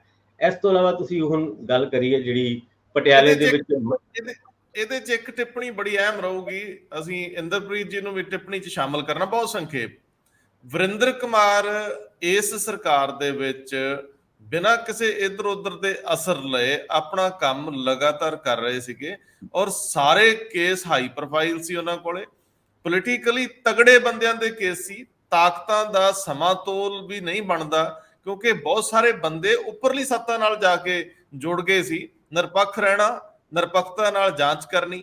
ਬਹੁਤ ਸਾਰੇ ਬਿਊਰੋਕਰੇਟਸ ਦੇ ਕੇਸ ਆ, ਕੁਲੀਗ ਹੁੰਦੇ ਆ, ਬਹੁਤ ਨੇੜੇ ਰਿਸ਼ਤੇ ਹੁੰਦੇ ਆ, ਬਹੁਤ ਸਾਰੇ ਪੁਰਾਣੀਆਂ ਸਰਕਾਰਾਂ 'ਚ ਲੋਕ ਰਹੇ, ਤੁਹਾਡੇ ਨਾਲ ਸੰਪਰਕਾਂ 'ਚ ਹੁੰਦੇ ਆ। ਸੋ ਉੱਥੇ ਆਪਣੇ ਆਪ ਨੂੰ ਨਿਰਲੇਪ ਰੱਖਣਾ, ਰਿਸ਼ਤਿਆਂ ਤੋਂ ਪਰੇ ਰੱਖਣਾ, ਇਹ ਕਾਫੀ ਟਫ ਕੰਮ ਹੈ। ਇਸ ਸਰਕਾਰ ਦੇ ਵਿੱਚ ਵਰਿੰਦਰ ਕੁਮਾਰ ਇੱਕ ਐਸੀ ਸ਼ਖਸੀਅਤ ਰਹੇ ਨੇ ਬਤੌਰ ਅਫਸਰ ਜਿਨ੍ਹਾਂ ਬਾਰੇ ਕੋਈ ਵਿਵਾਦ ਨਹੀਂ, ਲੇਕਿਨ ਉਹ ਲਗਾਤਾਰ ਵਿਵਾਦਤ ਮਾਮਲਿਆਂ ਨੂੰ ਐਡਰੈਸ ਕਰ ਰਿਹਾ। ਇੰਦਰਪ੍ਰੀਤ ਜੀ, ਤੁਸੀਂ ਵੀ ਉਹਨਾਂ ਘੇਰਿਆਂ 'ਚੋਂ ਆਉਂਦੇ ਹੋ। ਇਸ ਨਿਯੁਕਤੀ ਨਾਲ ਸਰਕਾਰ ਸੁਨੇਹਾ ਕੀ ਦੇਣਾ ਚਾਹੁੰਦੀ ਹੈ? ਇੰਟੈਲੀਜੈਂਸ ਦੇ ਚੀਫ ਲਗਾਤਾਰ 5 ਵਾਰੀ ਬਦਲੇ ਜਾ ਚੁੱਕੇ ਆ, ਜੇ ਮੈਂ ਗਲਤ ਨਹੀਂ ਤਾਂ। ਜੀ, ਬਿਲਕੁਲ ਠੀਕ ਗੱਲ ਹੈ। ਮੈਨੂੰ ਲੱਗਦਾ ਕਿ 4-5 ਵਾਰ, ਵੈਸੇ ਤਾਂ ਦੂਜੀ ਵਾਰੀ ਉਹਨਾਂ ਨੂੰ ਤਾਂ ਦੂਜੀ ਵਾਰੀ ਉਹ ਮਿਲ ਗਿਆ। ਉਹ ਪਹਿਲਾਂ ਵੀ ਇੰਟੈਲੀਜੈਂਸ ਚੀਫ ਰਹਿ ਚੁੱਕੇ ਹੈ ਤੇ ਵਿਜੀਲੈਂਸ 'ਚ ਜਾਣ ਤੋਂ ਪਹਿਲਾਂ ਇੰਟੈਲੀਜੈਂਸ ਚੀਫ, ਹੁਣ ਉਹਨਾਂ ਨੂੰ ਇੰਟੈਲੀਜੈਂਸ ਵੀ ਨਾਲ ਦੇਤਾ ਵਿਜੀਲੈਂਸ ਦੇ ਨਾਲ। ਉਹ ਮੈਨੂੰ ਲੱਗਦਾ ਕਿ ਜਿਹੜੇ ਗਵਰਨਮੈਂਟ ਇਹ ਗੱਲ ਦਾ ਸੰਕੇਤ ਦੇਣਾ ਚਾਹੁੰਦੀ ਹੈਗੀ ਹੈ ਵੀ ਉਹ ਕਰਪਸ਼ਨ ਦੇ ਖਿਲਾਫ ਸੱਚਮੁੱਚ ਕਾਰਵਾਈ ਕਰਨਾ ਚਾਹੁੰਦੀ ਹੈ, ਉਹਨਾਂ ਦਾ ਪੋਲੀਟੀਕਲ ਵੈਂਡੇਟੇ ਨਾਲ ਕੋਈ ਸੰਬੰਧ ਨਹੀਂ। ਤਾਂ ਸ਼ਾਇਦ ਇਹ ਨਿਯੁਕਤੀ ਉਸ ਸੰਦਰਭ 'ਚ ਹੀ ਕੀਤੀ ਹੋਵੇ ਜਿਹੜੀ ਤੁਸੀਂ ਆਸ਼ੰਕਾ ਪਹਿਲਾਂ ਵਿਅਕਤ ਕੀਤੀ ਸੀਗੀ ਕਿ ਕਿਸੇ ਵੀ ਵਿਅਕਤੀ ਦੇ ਖਿਲਾਫ ਜਦੋਂ ਕੇਸ ਹੁੰਦਾ, ਕੋਈ ਸ਼ਿਕਾਇਤ ਹੀ ਆਉਂਦੀ ਹੈ ਵੀ ਉਹ ਚਾਹੇ ਕਰਪਸ਼ਨ ਵਾਲਾ ਪੋਰਟਲ ਹੋਵੇ ਜਿਹਦੇ ਵਿੱਚ ਮਤਲਬ ਲੋਕ ਸ਼ਿਕਾਇਤਾਂ ਕਰਕੇ ਜਾਂ ਵੀਡੀਓ ਪਾ ਕੇ ਆਪਣੀ ਸ਼ਿਕਾਇਤ ਦਰਜ ਕਰਾ ਰਹੇ ਹੈ, ਤਾਂ ਗਵਰਨਮੈਂਟ ਇਹ ਚਾਹੁੰਦੀ ਹੈ ਕਿ ਕੋਈ ਵਿਜੀਲੈਂਸ ਜਿਹੜੀ ਇਹਦੀ ਪਹਿਲਾਂ ਇੰਟੈਲੀਜੈਂਸ ਤੋਂ ਜਾਂਚ ਕਰਾ ਲਈ ਹੈ ਕਿ ਵਾਕਈ ਇਹਦੇ ਖਿਲਾਫ ਕੁਝ ਇਦਾਂ ਦਾ ਹੈ ਜਾਂ ਐਵੇਂ ਟਾਈਮ ਬਰਬਾਦ ਕਰ ਰਿਹਾ ਹੈ। ਸੋ ਮੈਨੂੰ ਲੱਗਦਾ ਕਿ ਅਗਰ ਚੀਫ ਇੱਕ ਹੋਏਗਾ ਤਾਂ ਉਹਦੇ ਨਾਲ ਇਹ ਜਿਹੜਾ ਜਿਹਨੂੰ ਕਹਿੰਦੇ ਪਏ ਕੰਮ ਸੁਚਾਰੂ ਹੋ ਜਾਏਗਾ। ਤਾਂ ਉਹ ਜਿਹੜਾ ਜਿੰਨਾ ਵੀ ਆਰੋਪ ਲੱਗਦੇ ਆ ਵੀ ਸਾਨੂੰ ਪੋਲੀਟੀਕਲ ਵੈਂਡੇਟੇ ਦੇ ਉੱਤੇ ਰੱਖਿਆ ਹੋਇਆ, ਸਾਡੇ ਖਿਲਾਫ ਕੁਝ ਹੈ ਨਹੀਂ, ਤਾਂ ਕਿਉਂਕਿ ਅਸੀਂ ਪਹਿਲਾਂ ਫਲਾਣੇ ਨਾਲ ਜੁੜੇ ਰਹੇ ਹਾਂ, ਟਮਕਾਣੇ ਨਾਲ ਜੁੜ ਰਹੇ ਹਾਂ, ਇਸ ਕਰਕੇ ਸਾਨੂੰ ਬਦਨਾਮ ਕੀਤਾ ਜਾ ਰਿਹਾ। ਸੋ ਉਦਾਂ ਦੀਆਂ ਚੀਜ਼ਾਂ ਜਿਹੜੀਆਂ ਨੇ ਉਹ ਕਲੈਰਿਟੀ ਨਾਲ ਬਾਹਰ ਹੋ ਜਾਣਗੀਆਂ। ਐਕਚੁਅਲੀ ਜੇ ਕੁਝ ਬੰਦਾ ਉਹਨਾਂ ਦੇ ਪਰਚੇ ਬਣਦੇ ਹੋਣਗੇ ਤਾਂ ਇੰਟੈਲੀਜੈਂਸ ਆਪਣੀ ਇੱਕ ਪ੍ਰਾਇਮਰੀ ਰਿਪੋਰਟ ਜਿਹੜੀ ਹੁੰਦੀ ਹੈ ਉਹ ਦੇ ਦੇਣਗੇ ਕਿ ਆਹ ਰਿਪੋਰਟ ਹੈਗਾ ਔਰ ਸਾਨੂੰ ਲੱਗਦਾ ਹੈ ਕਿ ਇਹਦੇ ਵਿੱਚ ਜਾਂਚ ਕੀਤੀ ਜਾਣੀ ਬਣਦੀ ਹੈ, ਤਾਂ ਫਿਰ ਮੈਨੂੰ ਲੱਗਦਾ ਵਿਜੀਲੈਂਸ ਫਿਰ ਆਏਗੀ। ਅਦਰਵਾਈਜ਼ ਵੀ ਜਿਹੜਾ ਤੁਸੀਂ ਆ ਕਹਿ ਰਹੇ ਹੋ ਪੋਰਟਲ ਜਿਹੜਾ ਕਲੇਮ ਕੀਤਾ ਸੀ ਮੁੱਖ ਮੰਤਰੀ ਨੇ, ਤੁਸੀਂ ਦੇਖੋ ਉਹਨਾਂ ਨੇ ਬਹੁਤ ਸ਼ਿਕਾਇਤਾਂ ਦੀ ਗਿਣਤੀ ਦੀ ਉਹ ਗੱਲ ਕੀਤੀ ਸੀ, ਉਹ ਚੋਂ ਮੇਰਾ ਖਿਆਲ ਹੈ ਕਿ 90% ਜਿਹੜੀਆਂ ਸ਼ਿਕਾਇਤਾਂ ਨੇ ਉਹ ਫਰਾਡ ਹੀ ਸਾਬਿਤ ਹੋਈਆਂ, ਉਹ ਫਾਈਲ ਹੀ ਕਰ ਦਿੱਤੀਆਂ। 10% ਜ਼ਰੂਰ ਸ਼ਿਕਾਇਤਾਂ ਵਾਕਈ ਹੈਗੀਆਂ ਨੇ, ਜੈਨੂਅਨ ਨੇ, ਤੇ ਉਹਨਾਂ ਦੇ ਖਿਲਾਫ ਕਾਰਵਾਈਆਂ ਹੋ ਵੀ ਰਹੀਆਂ ਨੇ। ਪਰ ਜਿਹੜੇ ਵੱਡੇ ਲੋਕ ਨੇ, ਜਿੰਨੇ ਵੀ ਪੋਲੀਟੀਸ਼ੀਅਨ ਨੇ, ਉਹ ਹਮੇਸ਼ਾ ਤੁਸੀਂ ਦੇਖੋ ਇੱਕੋ ਹੀ ਗੱਲ ਕਹਿਣਗੇ ਕਿ ਸਾਨੂੰ ਪੋਲੀਟੀਕਲ ਵੈਂਡੇਟੇ ਦੇ ਤਹਿਤ ਅੰਦਰ ਕੀਤਾ ਜਾ ਰਿਹਾ ਹੈ। ਸੋ ਮੈਨੂੰ ਲੱਗਦਾ ਕਿ ਅਗਰ ਇੰਟੈਲੀਜੈਂਸ ਦਾ ਚੀਫ ਪਹਿਲਾਂ ਤੋਂ ਇਹ ਕਰਵਾ ਲੇ ਉਹਨਾਂ ਦੇ ਕਿਸੇ ਵੀ ਸ਼ਿਕਾਇਤ ਤੋਂ ਆਉਣ ਤੋਂ ਪਹਿਲਾਂ, ਤਾਂ ਫਿਰ ਸ਼ਾਇਦ ਇਹ ਜਿਹੜੀ ਜਿੰਨੀ ਸ਼ਿਕਾਇਤਾਂ ਨੇ ਇਹ ਰੁਕ ਸਕਦੀਆਂ। ਹਾਂ, ਜਦੋਂ ਮੁੱਖ ਮੰਤਰੀ ਜਾਂ ਸਰਕਾਰ ਦੇ ਪੱਧਰ ਤੇ ਜਦੋਂ ਕੋਈ ਸ਼ਿਕਾਇਤ ਆਏਗੀ ਤਾਂ ਉਹ ਕੁਦਰਤੀ ਤੌਰ ਤੇ ਸਪੈਸ਼ਲ ਡੀਜੀਪੀ ਵਰਿੰਦਰ ਕੁਮਾਰ ਵੱਲ ਭੇਜੀ ਜਾਏਗੀ, ਤੇ ਉਹ ਵਿਜੀਲੈਂਸ ਨੂੰ ਕਹਿਣ ਤੋਂ ਪਹਿਲਾਂ ਇੰਟੈਲੀਜੈਂਸ ਦੇ ਅਧਿਕਾਰੀਆਂ ਨੂੰ ਕਹਿਣਗੇ ਵੀ ਇਹਦੀ ਮੁੱਢਲੀ ਜਾਂਚ ਲਿਆਓ ਤੇ ਕੱਲ ਤੱਕ ਦਿਓ ਰਿਪੋਰਟ, 2 ਦਿਨ 4 ਦਿਨ, ਤੇ ਫਿਰ ਵਿਜੀਲੈਂਸ ਵਾਲਿਆਂ ਨੂੰ ਕਹਿਣਗੇ ਵੀ ਆਹ ਲਓ ਰਿਪੋਰਟ ਤੇ ਕਾਰਵਾਈ ਕਰੋ। ਪਹਿਲਾਂ ਉਹਨਾਂ ਨੂੰ ਕਿਸੇ ਹੋਰ ਆਪਣੇ ਕੁਲੀਗ ਤੋਂ ਮੰਗਣੀ ਪੈਂਦੀ ਹੋਊਗੀ ਜਾਂ ਕਹਿਣਾ ਪੈਂਦਾ, ਪਤਾ ਨਹੀਂ ਅਗਲਾ ਕਰਦਾ ਸੀ ਨਹੀਂ ਕਰਦਾ, ਸਾਰੀਆਂ ਗੱਲਾਂ ਭਾਸਕਰ ਸਾਹਿਬ ਨੇ ਗੱਲ ਤੋਰ ਕੇ ਗਾਂਹ ਲੈਂਦੀ ਹੈ। ਭਾਸਕਰ ਸਾਹਿਬ ਹੁਣ ਆਓ ਪਟਿਆਲੇ ਵਾਲਾ ਮਾਮਲਾ, ਇਹ ਮਹਿਲਾ ਦਾ ਮਾਮਲਾ ਸੌਖਾ ਨਹੀਂ ਹੈ। ਜਿੱਥੇ ਤੱਕ ਪਟਿਆਲੇ ਦੀ ਗੱਲ ਹੈਗੀ ਹੈ, ਸਿਹਤ ਮੰਤਰੀ ਕੇਂਦਰੀ ਹੈ ਮਨਸੁਖ ਮਾਂਡਵੀਆ ਹੋਣਾ ਕੱਲ ਆਏ ਸੀਗੇ ਪਟਿਆਲਾ।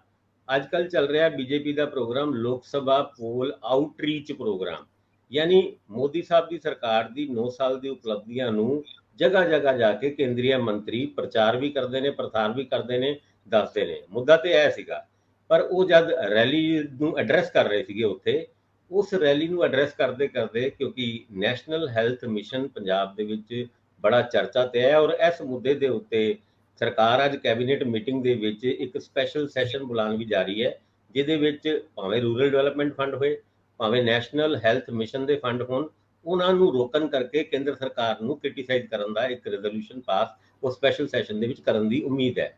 ਉਸ ਤੋਂ ਪਹਿਲੇ ਮਨਸੁਖ ਮਾਂਡਵੀਆ ਉਹਨਾਂ ਨੇ ਉਹ 546 ਕਰੋੜ ਜਿਹੜੇ ਸੂਬੇ ਨੂੰ ਨੈਸ਼ਨਲ ਹੈਲਥ ਮਿਸ਼ਨ ਵਾਸਤੇ ਦਿੰਦੇ ਸੀਗੇ, ਜਾਂ Ayurvedic health and wellness centre ਜਿਹੜੇ ਪੰਜਾਬ ਦੇ ਵਿੱਚ ਖੋਲੇ ਗਏ ਸੀ, ਉਹਨਾਂ ਨੇ ਸਰਕਾਰ ਦੇ ਉੱਤੇ ਐਲੀਗੇਸ਼ਨ ਲਾਤਾ ਵੀ ਇਹਨਾਂ ਨੇ ਤੇ ਅਸੀਂ ਕੋਈ ਫੰਡ ਨਹੀਂ ਰੋਕੇ। ਕਹਿੰਦੇ ਇਹ ਝੂਠ ਬੋਲਦੇ ਨੇ ਕਿ ਅਸੀਂ ਕੋਈ ਫੰਡ ਰੋਕੇ ਨੇ, ਅਸੀਂ ਫੰਡ ਨਹੀਂ ਰੋਕੇ, ਬਲਕਿ ਸਾਡੀ ਸਟਾਰਟ ਕੀਤੀ ਹੋਈ ਸਕੀਮਾਂ ਨੂੰ ਤੇ ਇਹਨਾਂ ਨੇ ਖੁਦ ਹੀ ਬੰਦ ਕਰਤਾ। ਜਿਹੜੇ ਆਯੁਰਵੈਦਿਕ ਹੈਲਥ ਵੈਲਨੈਸ ਸੈਂਟਰ ਸੀ ਉਹਦੇ ਉੱਤੇ ਮੁਹੱਲਾ ਕਲੀਨਿਕ ਤੇ ਭਗਵੰਤ ਮਾਨ ਉਹਨਾਂ ਦੀ ਫੋਟੋ ਲਾਤੀ। ਹੁਣ ਦੱਸੋ, ਸਾਡੀ ਸਕੀਮਾਂ ਨੂੰ ਚਲਾਉਣਾ ਹੀ ਨਹੀਂ ਚਾਹੁੰਦੇ ਤੇ ਔਰ ਇਲਜ਼ਾਮ ਵੀ ਸਾਡੇ ਉੱਤੇ ਲਾਉਂਦੇ ਨੇ ਕਿ ਅਸੀਂ ਪੈਸੇ ਨਹੀਂ ਦੇ ਰਹੇ। ਔਰ ਉਸ ਤੋਂ ਇਲਾਵਾ ਉਸ ਜਿਹੜੀ ਰੈਲੀ ਦੇ ਵਿੱਚ ਕੈਪਟਨ ਅਮਰਿੰਦਰ ਸਿੰਘ ਦਾ ਨਾਂ ਹੋਣਾ, ਉਹ ਪਟਿਆਲਾ ਦੇ ਵਿੱਚ ਇੱਕ ਚਰਚਾ ਦਾ ਵਿਸ਼ਾ ਬਣਿਆ ਹੋਇਆ ਸੀ। ਉਹ ਵੀ ਖਾਸ ਕਰਕੇ ਤਦ ਜਦ ਉੱਥੇ ਦੇ ਲੋਕਲ ਬੀਜੇਪੀ ਦੇ ਲੀਡਰਾਂ ਨੇ ਉਸ ਸਭਾ ਦਾ ਬਾਈਕਾਟ ਹੀ ਇਸ ਕਰਕੇ ਕੀਤਾ ਹੈ ਕਿ ਜ਼ਿਲ੍ਹੇ ਦੇ ਵਿੱਚ 70% ਤੋਂ ਵੱਧ ਪਦ ਉਹ ਕੈਪਟਨ ਅਮਰਿੰਦਰ ਸਿੰਘ ਉਹਨਾਂ ਦੇ ਲਾਇਲਿਸਟ ਨੂੰ ਦਿੱਤੇ ਗਏ ਨੇ, ਜਿਹਦਾ ਵਿਰੋਧ ਕਾਫੀ ਟਾਈਮ ਤੋਂ ਉੱਥੇ ਦੇ ਲੋਕਲ ਬੀਜੇਪੀ ਲੀਡਰ ਕਰ ਰਹੇ ਨੇ। ਏਦਾਂ ਦਾ ਵਿਰੋਧ ਸੂਬੇ ਦੇ ਵਿੱਚ ਵੀ ਦੇਖਿਆ ਜਾ ਰਿਹਾ। ਜੈਇੰਦਰ ਕੌਰ ਕੈਪਟਨ ਅਮਰਿੰਦਰ ਸਿੰਘ ਉਹਨਾਂ ਦੀ ਬੇਟੀ, ਉਹ ਜ਼ਰੂਰ ਇਸ ਫੰਕਸ਼ਨ ਦੇ ਵਿੱਚ ਮੌਜੂਦ ਸੀਗੀ, ਪਰ ਕੈਪਟਨ ਅਮਰਿੰਦਰ ਸਿੰਘ ਉਹਨਾਂ ਦਾ ਨਾ ਹੋਣਾ ਉਹ ਕੌਨਸਪੀਸ਼ੀਅਸ ਸੀਗਾ। ਸਿਹਤ ਖਰਾਬ ਕਰਕੇ ਵੀ ਹੋ ਸਕਦਾ ਉਹ ਨਾ ਹੋਣ, ਪਰ ਫਿਲਹਾਲ ਉਹਨਾਂ ਦੀ ਕਮੀ ਉਸ ਸਟੇਜ ਤੇ ਖਟਕ ਰਹੀ ਸੀ। ਇੰਦਰਪ੍ਰੀਤ ਜੀ, ਕਾਲੀ ਚ ਹੁਣ ਬਹੁਤ ਜ਼ਿਆਦਾ ਡਿਟੇਲ ਜਿਹੜੀ ਹੈ ਜੇ ਦੇਣੀ ਤਾਂ ਫਾਸਟ ਜ਼ਰਾ ਦਿਓ, ਕਿਉਂਕਿ ਤੁਸੀਂ ਬਾਅਦ ਦੇ ਵਿੱਚ ਆਪਣੇ ਡਿਊਟੀ ਤੇ ਜਾਣਾ ਹੈ ਤੇ ਸਮਾਂ ਜ਼ਿਆਦਾ ਹੋ ਗਿਆ। ਇਹ ਅੱਜ ਮਾਨਸਾ ਦੇ ਵਿੱਚ ਸਰਕਾਰ ਪਹੁੰਚ ਰਹੀ ਹੈ ਜੀ ਆਪਣੀ ਪੂਰੀ ਕੈਬਨਿਟ ਨਾਲ। ਸਰਕਾਰ ਤਾਂ ਮੁੱਖ ਮੰਤਰੀ ਹੁੰਦੇ ਨਾ, ਸਾਡੇ ਇੱਥੇ ਟ੍ਰੈਂਡ ਰਿਹਾ, ਬਾਕੀ ਤਾਂ ਨਾਲ ਉਹਨਾਂ ਦੇ ਜਿੰਨੇ ਬਾਕੀ ਵਜ਼ੀਰ ਜਿਹੜੇ ਆ ਉਹ ਤਾਂ ਪੁਰਾਣੇ ਸਿੱਪਾ ਸਲਾਰਾਂ ਵਰਗੇ ਹੀ ਆ। ਖੈਰ ਆਪਾਂ ਇਸ ਬਹਿਸ 'ਚ ਕਿਉਂ ਜਾਣਾ, ਕੁਝ ਵੱਡੇ ਫੈਸਲੇ ਵੀ ਹੋਣਗੇ, ਕੁਝ ਲੁਕਵਾਂ ਜਿਹਾ ਰੱਖਿਆ ਏਜੰਡਾ।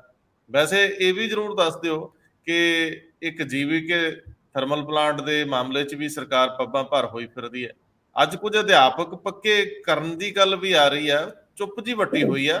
ਮੈਨੂੰ ਲੱਗਦਾ ਉਹ ਕਹਿੰਦੇ ਹੁਣੇ ਜਦੋਂ ਮੈਂ ਪ੍ਰੈਸ ਕਾਨਫਰੰਸ ਕਰਾਂਗਾ, ਜੇ ਪ੍ਰੈਸ ਕਾਨਫਰੰਸ ਨਾ ਵੀ ਆਪ ਕਰਨ, ਕੋਈ ਕਰੇਗਾ, ਤੇ ਮਤਲਬ ਸਰਕਾਰ ਦਾ ਲੱਗੇ ਨਾ ਕਿ ਕੈਬਨਿਟ ਮੀਟਿੰਗ ਹੈ, ਇਹ ਨਾ ਲੱਗੇ ਵੀ ਐਵੇਂ ਹੀ ਸੀ ਜੀ, ਇਹ ਕਿਹੜਾ ਕੁਝ ਨਿਕਲਿਆ ਚੋਂ ਅੱਗੇ ਪਹਿਲਾਂ। ਰੰਧਾਵਾ ਸਾਹਿਬ ਦੇਖੋ, ਏਜੰਡਾ ਤਾਂ ਹਜੇ ਤੱਕ ਕੋਈ ਕਲੈਰਿਟੀ ਨਾਲ ਸਾਹਮਣੇ ਨਹੀਂ ਆਇਆ, ਲੇਕਿਨ ਦੋ ਤਿੰਨ ਜਿਹੜੀਆਂ ਇੰਪੋਰਟੈਂਟ ਗੱਲਾਂ ਬਾਹਰ ਆ ਰਹੀਆਂ ਨੇ, ਉਹਨਾਂ 'ਚ ਇੱਕ ਤਾਂ ਹੈਗਾ ਜਿਹੜੀ ਫਾਈਨਾਂਸ ਕਮਿਸ਼ਨ ਦੀ, ਸਟੇਟ ਫਾਈਨਾਂਸ ਕਮਿਸ਼ਨ ਦੀ ਰਿਪੋਰਟ ਜਿਹੜੀ KR ਲਖਨਪਾਲ ਸਾਹਿਬ ਨੇ ਪਿਛਲੇ ਸਾਲ ਗਵਰਨਰ ਸਾਹਿਬ ਨੂੰ ਸੌਂਪੀ ਸੀ, ਤੇ ਉਹਦੇ ਉੱਤੇ ਜਿਹੜੀ ਇੰਪਲੀਮੈਂਟੇਸ਼ਨ ਦੀ ਸ਼ਾਇਦ ਮੋਹਰ ਲੱਗੇਗੀ, ਤੇ ਅਗਲੇ 5 ਸਾਲ ਵਾਸਤੇ 7700 ਕਰੋੜ ਰੁਪਇਆ ਜਿਹੜਾ ਹੈਗਾ ਉਹ ਲੋਕਲ ਬੋਡੀਜ਼ ਨੂੰ ਔਰ ਜਿਹੜੀਆਂ ਸਟੇਟ ਦੀਆਂ ਜਿਹੜੀਆਂ ਪੰਚਾਇਤੀ ਰਾਜ ਹੈ ਇਹਨਾਂ ਦੇ ਵਿੱਚ ਕਿਸ ਤਰ੍ਹਾਂ ਵੰਡਿਆ ਜਾਣਾ ਹੈ, ਉਹਨੂੰ ਇੱਕ ਮੋਹਰ ਲੱਗ ਸਕਦੀ ਹੈ ਕੈਬਨਿਟ ਦੀ, ਕਿਉਂਕਿ ਇਹ ਫਿਰ ਉਸ ਤੋਂ ਬਾਅਦ ਸੈਸ਼ਨ 'ਚ ਵੀ ਜਾਣਾ ਹੁੰਦਾ। ਦੂਜਾ ਇੱਕ ਇੰਪੋਰਟੈਂਟ ਇਸ਼ੂ ਆ ਰਿਹਾ ਹੈਗਾ ਕਿ ਜਿਹੜੇ ਸੜਕ ਹਾਦਸਿਆਂ ਦੇ ਵਿੱਚ ਮਤਲਬ ਲੋਕ ਮਰ ਜਾਂਦੇ ਆ, ਉਹਨਾਂ ਨੂੰ ਜਿਹੜਾ ਮੁਆਵਜ਼ਾ ਦਿੱਤਾ ਜਾਂਦਾ ਹੈ, ਖਾਸ ਤੌਰ ਤੇ ਜਿਹੜੇ ਪਸ਼ੂਆਂ ਕਰਕੇ ਮਰਦੇ ਆ, ਪਸ਼ੂਆਂ ਨਾਲ ਟੱਕਰ ਹੋ ਗਈ, ਗੱਡੀ ਪਲਟ ਗਈ, ਜਾਂ ਅਵਾਰਾ ਪਸ਼ੂਆਂ ਜਿਹਨੂੰ ਅਸੀਂ ਕਹਿੰਦੇ ਆ, ਉਹਦੇ ਤੇ ਜਿਹੜਾ ਇੱਕ ਮੁਆਵਜ਼ਾ ਦਿੱਤਾ ਜਾਣਾ, ਸ਼ਾਇਦ ਇੱਕ ਉਹਦੀ ਰਾਸ਼ੀ ਨੂੰ ਵਧਾਉਣ ਦੀ ਗੱਲ ਚੱਲ ਰਹੀ ਹੈ ਕਿ ਉਸ ਨੂੰ ਵਧਾਤਾ ਜਾਏ। ਔਰ ਤੀਸਰੀ ਇੱਕ ਸ਼ਾਇਦ ਜਿਹੜੀ ਲੱਗਣੀ ਹੈ ਉਹ GVK ਵਾਲਾ ਇਸ਼ੂ ਹੈ। ਪਾਵਰਕਾਮ ਜਿਹੜਾ ਹੈਗਾ ਉਹ ਜਿਹੜਾ ਗੋਇੰਦਵਾਲ ਸਾਹਿਬ ਥਰਮਲ ਪਲਾਂਟ ਲੱਗਿਆ ਹੈ, GVK ਥਰਮਲ ਪਲਾਂਟ, ਉਹਨੂੰ ਟੇਕ ਓਵਰ ਕਰਨਾ ਚਾਹੁੰਦੀ ਹੈ। ਕਾਫੀ ਟਾਈਮ ਤੋਂ ਉਹ ਮਤਲਬ ਬੰਦ ਤਾਂ ਨਹੀਂ ਮੈਂ ਕਹੂੰਗਾ, ਲੇਕਿਨ ਉਹ ਪੈਸੇ ਪੂਸੇ ਨਹੀਂ ਦੇ ਪਾ ਰਹੇ ਔਰ ਛੱਡ ਰਹੇ ਆ। ਉਹਨਾਂ ਨੇ ਮਤਲਬ ਬਾਜ਼ਾਰ ਦੇ ਵਿੱਚ ਦਿੱਤੀ ਹੈ ਕਿ ਬਈ ਅਸੀਂ ਇਹਨੂੰ ਵੇਚਣਾ ਚਾਹੁੰਦੇ ਹਾਂ, ਤਾਂ ਉਹਦੇ 'ਚ ਪਾਵਰਕਾਮ ਵੀ ਇੱਕ ਮਤਲਬ ਸ਼ਾਮਿਲ ਹੋਣਾ ਚਾਹੁੰਦੀ ਹੈ ਕਿ ਅਸੀਂ ਵੀ ਇਹਨੂੰ ਖਰੀਦਣ ਲਈ ਇੰਟਰਸਟਡ ਹਾਂ। ਜੇ ਪਾਵਰਕਾਮ ਨੂੰ ਖਰੀਦ ਲੈਂਦੀ ਹੈ ਤਾਂ ਬਹੁਤ ਸਾਲਾਂ ਬਾਅਦ, ਮੈਨੂੰ ਲੱਗਦਾ ਕਿ ਸ਼ਾਇਦ 20 ਸਾਲ ਤੋਂ ਬਾਅਦ ਕੋਈ ਸਰਕਾਰੀ ਥਰਮਲ ਪਲਾਂਟ ਸਰਕਾਰ ਦਾ ਹੋਊਗਾ। ਪਹਿਲਾਂ 2002 ਦੇ ਵਿੱਚ ਜਿਹੜਾ ਵਾਲੀ ਗਵਰਨਮੈਂਟ ਤੇ ਲਹਿਰਾ ਮੁਹੱਬਤ ਦੇ 1-2 ਯੂਨਿਟ ਵਧਾਏ ਸੀਗੇ, ਉਸ ਤੋਂ ਬਾਅਦ ਬੰਦ ਜ਼ਰੂਰ ਕੀਤੇ ਗਏ ਨੇ, ਚਾਹੇ ਗੁਰੂ ਨਾਨਕ ਦੇਵ ਥਰਮਲ ਪਲਾਂਟ ਬਠਿੰਡਾ ਵਾਲਾ ਹੋਵੇ, ਚਾਹੇ ਸੁਪਰ ਥਰਮਲ ਪਲਾਂਟ ਜਿਹੜਾ ਰੋਪੜ ਹੈਗਾ ਉਹਦੇ 2 ਯੂਨਿਟ ਬੰਦ ਕੀਤੇ। ਹੁਣ ਨਵਾਂ ਸਰਕਾਰੀ ਪਲਾਂਟ ਕੋਈ ਨਹੀਂ ਲਿੱਤਾ। ਬੈਲੈਂਸ ਜ਼ਰੂਰ ਬਣਾਉਣ ਲਈ ਮੈਨੂੰ ਲੱਗਦਾ ਇਹ ਪ੍ਰਾਈਵੇਟ ਔਰ ਸਰਕਾਰੀ ਦਾ ਹੋਣਾ ਜ਼ਰੂਰੀ ਹੈ, ਤੇ ਇੱਕ ਅੱਛਾ ਕਦਮ ਹੈ। ਔਰ ਮੈਨੂੰ ਲੱਗਦਾ ਸਭ ਤੋਂ ਅੱਛੀ ਗੱਲ ਤਾਂ ਭਗਵੰਤ ਮਾਨ ਉਹਨਾਂ ਨੇ ਗੱਲ ਕਰਤੀ ਹੈ ਕਿ ਪਿਛਲੀਆਂ ਸਰਕਾਰਾਂ ਸੰਪत्ति ਵੇਚਦੀਆਂ ਰਹੀਆਂ ਨੇ, ਅਸੀਂ ਨਵੀਆਂ ਖਰੀਦ ਰਹੇ ਹਾਂ। ਸੋ ਇਹ ਪੋਲੀਟੀਕਲੀ ਤਾਂ ਉਹ ਮੈਨੂੰ ਲੱਗਦਾ ਕਿ ਗੋਲ ਕਰ ਜਾਣਗੇ ਅਕਾਲੀ ਦਲ ਦੇ ਉੱਤੇ ਵੀ ਔਰ ਜਿਹੜਾ ਕਾਂਗਰਸ ਦੇ ਉੱਤੇ ਵੀ। ਪਹਿਲਾਂ ਆਪਣੇ ਆਪ ਨੂੰ ਦੀਵਾਲੀਆ ਘੋਸ਼ਿਤ ਕਰ ਚੁੱਕੇ ਆ ਕੁਝ ਮਹੀਨੇ ਪਹਿਲਾਂ, ਲਗਭਗ ਸਾਲ ਵਾਂਗੀ, ਔਰ ਇਹਦੇ ਕੋਲ ਇਸ ਸੰਬੰਧੀ ਦੂਜਾ ਕੋਈ ਰਸਤਾ ਬਚਿਆ ਵੀ ਨਹੀਂ, ਕਿਸੇ ਹੋਰ ਨਾਲ ਨੈਗੋਸੀਏਸ਼ਨ 'ਚ ਜਾਣਾ ਕੰਪਨੀ ਨਾਲ ਜਾਂ ਬਾਕੀ ਚੀਜ਼ਾਂ। ਉਹਦੇ ਨਾਲੋਂ ਚੰਗਾ ਹੈ ਕਿ ਇਹ ਪਾਵਰਕਾਮ ਆਪ ਇਹਨੂੰ ਆਪਰੇਟ ਕਰੇ। ਆਪਾਂ ਭਾਸਕਰ ਸਾਹਿਬ, ਇਹਨਾਂ ਕੋਲੇ ਇੱਕ ਅੱਛਾ ਮੌਕਾ ਪਾਵਰਕਾਮ ਕੋਲੇ, ਕਿ ਉਹ ਇਸ ਕਰਕੇ ਵੀ ਹੈਗਾ ਕਿਉਂਕਿ ਜਿਹੜੀ ਸਾਡੀ ਖਾਨ ਸੀਗੀ ਉੱਥੇ ਛੱਤੀਸਗੜ੍ਹ ਦੇ ਵਿੱਚ, ਉਹ ਸਾਨੂੰ ਹੁਣ ਮਿਲ ਚੁੱਕੀ ਹੈ ਔਰ ਸਾਨੂੰ ਸਸਤਾ ਤੇ ਕੋਇਲਾ ਅਵੇਲੇਬਲ ਹੋਏਗਾ, ਕਿਉਂਕਿ ਗਵਰਨਮੈਂਟ ਆਫ ਇੰਡੀਆ ਲਗਾਤਾਰ ਪ੍ਰਾਈਵੇਟ ਸੈਕਟਰ ਨੂੰ ਵੀ ਔਰ ਗਵਰਨਮੈਂਟ ਸੈਕਟਰ ਨੂੰ ਕਹਿ ਰਹੀ ਹੈ ਕਿ ਉਹ 30% ਕੋਇਲੇ ਦਾ ਇੰਤਜ਼ਾਮ ਜਿਹੜਾ ਹੈਗਾ ਉਹ ਆਪਣਾ ਵਿਦੇਸ਼ਾਂ ਤੋਂ ਕਰਨ, ਅਸੀਂ 30% ਕੋਇਲਾ ਨਹੀਂ ਦੇ ਪਾਵਾਂਗੇ। ਸੋ ਮੈਨੂੰ ਲੱਗਦਾ ਕਿ ਜੇ ਉਹ ਇਸ ਤਰ੍ਹਾਂ ਦੇ ਜਿਹੜੇ ਭਾਰ ਨੇ ਅਗਰ ਉਹ ਵਧਣਗੇ ਪ੍ਰਾਈਵੇਟ ਸੈਕਟਰ ਤੇ, ਤਾਂ ਉਹਦਾ ਭਾਰ ਅਲਟੀਮੇਟਲੀ ਲੋਕਾਂ ਦੇ ਉੱਪਰ ਆਣਾ ਹੈ, ਮਹਿੰਗੀ ਬਿਜਲੀ ਦੇ ਰੂਪ 'ਚ ਆਣਾ ਹੈ। ਸੋ ਜੇ ਸਰਕਾਰ ਆਪਣੀ ਖਦਾਨ ਤੋਂ ਇੱਕ ਪ੍ਰਾਈਵੇਟ ਥਰਮਲ ਪਲਾਂਟ ਨੂੰ ਲੈ ਕੇ ਉਸ 'ਚ ਸ਼ੁਰੂ ਕਰ ਰਹੇ ਕੰਮ, ਤਾਂ ਮੈਨੂੰ ਲੱਗਦਾ ਕਿ ਇਹ ਸਾਨੂੰ ਸਸਤਾ ਵੀ ਪਏਗਾ ਔਰ ਲੋਕਾਂ ਦੇ ਉੱਤੇ ਭਾਰ ਵੀ ਨਹੀਂ ਪਏਗਾ। ਨਹੀਂ, ਘੱਟੋ ਘੱਟ ਫਿਰ ਇਹ ਲੋਕਾਂ ਨੂੰ ਟਰਾਂਸਫਰ ਜ਼ਰੂਰ ਕਰ ਦੇਣ, ਜੇ ਕੋਈ ਰੁਪਈਆ 2 ਰੁਪਈਏ ਯੂਨਿਟ ਘਟ ਜੇ, ਤੇ ਜਿਹੜੇ ਘੱਟੋ ਘੱਟ ਬਿੱਲ ਦੇ ਰਹੇ ਨੇ ਸਾਡੇ ਵਰਗੇ, ਉਹਨਾਂ ਨੂੰ ਥੋੜੀ ਜਿਹੀ ਰਾਹਤ ਦਿਓ, ਕਿਉਂਕਿ ਆਮ ਤੌਰ ਤੇ ਫ੍ਰੀ ਫੰਡ ਵਾਲਿਆਂ ਨੂੰ ਰਾਤ ਤੇ ਰਾਤ ਚੱਕੀ ਜਾਂਦੇ ਆ। ਮੁੱਖ ਮੰਤਰੀ ਪਤਾ ਨਹੀਂ ਇੱਧਰ ਕਦੇ ਸੋਚਣਗੇ ਵੀ ਨਹੀਂ, ਸੋਚਣ ਦੀ ਫੁਰਸਤ ਕਿੱਥੇ ਹੁੰਦੀ ਆਲੇ ਦੁਆਲੇ, ਕਿਉਂਕਿ ਸੋਚਣ ਵਾਲੇ ਤਾਂ ਬੰਦੇ ਹੁੰਦੇ ਨਾ ਜੀ। ਆਪ ਤਾਂ ਮੁੱਖ ਮੰਤਰੀ ਕਹਿੰਦੇ ਘੱਟ ਹੀ ਸੋਚਦੇ ਹੁੰਦੇ ਆ। ਭਾਸਕਰ ਸਾਹਿਬ, ਅਗਲੀ ਤੇ ਆ ਜਾਓ, ਇਹਦੇ ਨਾਲ ਵੀ ਟੱਚ ਕਰ ਦਿਓ ਗੱਲ ਨੂੰ। ਭਾਜਪਾ ਦੀ ਪੋਲਿਟਿਕਸ ਤੇ ਜ਼ਰੂਰ ਆ ਜਾਓ ਨਾਲ ਹੀ। ਬਿਲਕੁਲ, ਭਾਜਪਾ ਦੀ ਪੋਲਿਟਿਕਸ ਤੇ ਵੀ ਆਉਂਦੇ ਆ ਕਿ ਜਿੱਥੇ ਤੱਕ GVK ਪਲਾਂਟ ਦੀ ਗੱਲ ਹੈਗੀ ਹੈ, ਦੇਖੋ ਮੇਰੇ ਖਿਆਲ ਨਾਲ 10 ਸਾਲਾਂ ਤੋਂ ਲਗਾਤਾਰ ਰਾਜਨੀਤੀ ਚੱਲ ਰਹੀ ਹੈ। ਇਹ ਪਾਵਰ ਪਲਾਂਟਸ ਦੇ ਨਾਲ ਫਾਲਟੀ ਪਾਵਰ ਪਰਚੇਜ਼ ਐਗਰੀਮੈਂਟ ਕੀਤੇ ਗਏ ਔਰ ਸਰਕਾਰਾਂ ਨੇ ਆਪਣੇ ਹੱਥ ਵੱਢ ਕੇ ਇਹਨਾਂ ਪਾਵਰ ਪਲਾਂਟਾਂ ਨੂੰ ਦੇ ਦਿੱਤੇ, ਇਹਨਾਂ ਨੂੰ ਪੈਸੇ ਵਾਧੂ ਦਿੱਤੇ, ਉਸ ਤੋਂ ਬਾਵਜੂਦ GVK ਦਿਵਾਲੀਆ ਹੋ ਗਿਆ। ਯਾਨੀ ਇਹ ਇੱਕ ਬੜੀ ਅਜੀਬ ਜਿਹੀ ਸਥਿਤੀ ਹੈਗੀ ਹੈ। ਔਰ ਤੁਸੀਂ ਇਹ ਦੇਖੋ ਜੀਵੀਕੇ ਇੰਨੀ ਵੱਡੀ ਕੰਪਨੀ ਹੈ ਕਿ ਮੁੰਬਈ ਦਾ 에ਅਰਪੋਰਟ ਵੀ ਇਹਨਾਂ ਕੋਲ ਸੀਗਾ, ਉੱਥੇ ਵੀ ਇਹ ਦਿਵਾਲੀਏ ਜੇ ਹੋ ਗਏ ਸੀਗੇ ਤੇ ਬਾਅਦ ਚੋਂ ਉਹ ਮੁੰਬਈ ਦਾ 에ਅਰਪੋਰਟ ਅਡਾਨੀ ਉਹਨਾਂ ਕੋਲ ਚਲਾ ਗਿਆ ਸੀਗਾ। ਇੱਥੇ ਵੀ 12 ਕੰਪਨੀਆਂ ਸਰਕਾਰ ਨੇ ਤੇ ਹੁਣ ਡਿਸਾਈਡ ਕੀਤਾ ਕਿ ਆਪਾਂ ਇਹਨੂੰ ਖਰੀਦਾਂਗੇ। 12 ਹੋਰ ਵੀ ਕੰਪਨੀਆਂ ਹੈ, ਅਡਾਨੀ ਅੰਬਾਨੀ ਵੀ ਵਿੱਚ ਹੈਗੇ ਨੇ, ਉਹ ਵੀ ਇਹਨੂੰ ਖਰੀਦਣਾ ਚਾਹੁੰਦੇ ਨੇ। ਤੇ ਇਹ ਸਾਰੀ ਗੱਲਾਂ ਸਰਕਾਰ ਦੀ ਬੋਲੀ ਦੇਣੀ ਹੈ। ਹੁਣ ਬੋਲੀ ਦੇ ਕੇ ਖਰੀਦਣ ਦੇ ਵਿੱਚ ਅਡਾਨੀ ਉਹਨਾਂ ਨਾਲ ਕਿਸ ਤਰ੍ਹਾਂ ਸਰਕਾਰ ਮੁਕਾਬਲਾ ਕਰੇਗੀ, ਇਹ ਤੇ ਬਾਅਦ ਦੀ ਦੇਖਣ ਵਾਲੀ ਗੱਲ ਹੈਗੀ ਹੈ। ਹੁਣ ਬੀਜੇਪੀ ਦੀ ਰਾਜਨੀਤੀ ਤੇ ਆ ਜਾਈਏ। ਨਹੀਂ ਭਾਸਕਰ ਸਾਹਿਬ, ਏਦਾਂ ਨਹੀਂ, ਗੱਲ ਅੱਧ ਚ ਨਾ ਛੱਡੋ। ਅਡਾਨੀ ਅੰਬਾਨੀ ਨੂੰ ਸਮਝਾਉਣਗੇ ਮੁੱਖ ਮੰਤਰੀ, ਮਿਲ ਕੇ ਤੇ ਆਏ ਸੀ, ਮਾੜੀ ਮੋਟੀ ਜੇ ਸਾਂਝ ਬਣੀ ਹੋਵੇ, ਹੱਥ ਘੁੱਟਣੀ ਵੀ ਯਾਰੋ ਇਹ ਅਸੀਂ ਲੱਗਿਆ ਦੇਣ ਤੇ ਤੁਸੀਂ ਪਾਸੇ ਹਟ ਜਾਓ। ਕਈ ਵਾਰੀ ਤਗੜੇ ਤਾਂ 70ਵੀਂ 100 ਵੀ ਹੁੰਦਾ ਨਾ, ਤੇ ਜੇ ਉਹ ਲੜ ਕੇ ਲੈ ਗਏ, ਮਤਲਬ ਬੋਲੀ ਵਧਾ ਕੇ ਲੈ ਗਏ, ਚੱਲਣ ਦੇਣਗੇ? ਚੌਥੇ ਦਿਨ ਪੰਗਾ ਪਿਆ ਰਹੂਗਾ, ਅਗਲੇ ਵੀ ਸੋਚਣਗੇ ਚਲੋ ਕੋਈ ਨਹੀਂ, ਸਰਕਾਰ ਚਲਾਉਣਾ ਚਾਹੁੰਦੀ ਤੇ ਅਸੀਂ ਫਿਰ ਕੀ ਲੈਣਾ। ਨਹੀਂ, ਬੇਸਿਕਲੀ ਪੰਜਾਬ ਦਾ ਇਹੀ ਸਟੈਂਡ ਹੈਗਾ ਕਿ ਸਾਡੇ ਕੋਲ 45 ਦਿਨਾਂ ਦਾ ਕੋਲਾ ਵਾਧੂ ਹੈ। ਉਹ ਪਛਵਾੜਾ ਮਾਈਨ ਜਿਹੜੀ ਖੁੱਲੀ ਸੀਗੀ, ਉੱਥੋਂ ਕਹਿੰਦੇ ਕੋਲਾ ਲਿਆ ਕੇ ਸਿੱਧਾ ਥਰਮਲ ਪਲਾਂਟ 2 ਰੁਪਏ 80 ਯੂਨਿਟ ਬਿਜਲੀ। ਇਹ ਕੰਮ ਇੰਨਾ ਸੌਖਾ ਨਹੀਂ ਹੈ। ਜਦ ਖਬਰ ਹੈ ਲੱਗਦੀ ਹੈ, ਜਿਸ ਤਰ੍ਹਾਂ ਮੈਂ ਕਹਿ ਕੇ ਵੀ ਹਟਿਆ ਕਿ 12 ਹੋਰ ਕੰਪਨੀਆਂ ਜਿਹੜੀ ਇਹਦੇ ਵਾਸਤੇ ਬਿੱਡ ਲਾਉਣਗੀਆਂ, ਔਰ ਜੀਵੀਕੇ ਜਿੱਥੇ ਜਿੱਥੇ ਆਪਣੇ ਆਪ ਨੂੰ ਦਿਵਾਲੀਆ ਘੋਸ਼ਿਤ ਕਰਦਾ ਹੈ, ਉੱਥੇ ਉੱਥੇ ਅਡਾਨੀ ਟੇਕ ਓਵਰ ਕਰਦਾ ਹੈ। ਤੇ ਇਹ ਸਾਰੀ ਗੱਲਾਂ ਹੁਣ ਪਤਾ ਨਹੀਂ ਕਿਸ ਪਾਸੇ ਜਾਣਗੀਆਂ, ਪਰ ਫਿਲਹਾਲ ਸਾਨੂੰ ਤੇ ਇਸ ਗੱਲ ਦੀ ਖੁਸ਼ੀ ਹੈਗੀ ਹੈ ਕਿ ਸਾਡੇ ਮੁੱਖ ਮੰਤਰੀ ਸਟੇਟ ਵਾਸਤੇ ਕੁਝ ਖਰੀਦਣ ਚੱਲੇ ਹੈ। ਹੁਣ ਜਿਹੜੇ ਪਹਿਲੇ ਸਾਡੇ ਮੁੱਖ ਮੰਤਰੀ ਵੇਚਣ ਵਾਸਤੇ ਉਜਾਗਰ ਹੁੰਦੇ ਸੀ, ਆ ਪਹਿਲੇ ਮੁੱਖ ਮੰਤਰੀ ਹੈ ਪਿਛਲੇ 15 ਸਾਲਾਂ ਦੇ ਵਿੱਚ, ਜੇ ਕੁਝ ਖਰੀਦਣ ਚੱਲੇ ਆ ਸੂਬੇ ਵਾਸਤੇ, ਤੇ ਖੁਸ਼ੀ ਤੇ ਹੋਏਗੀ।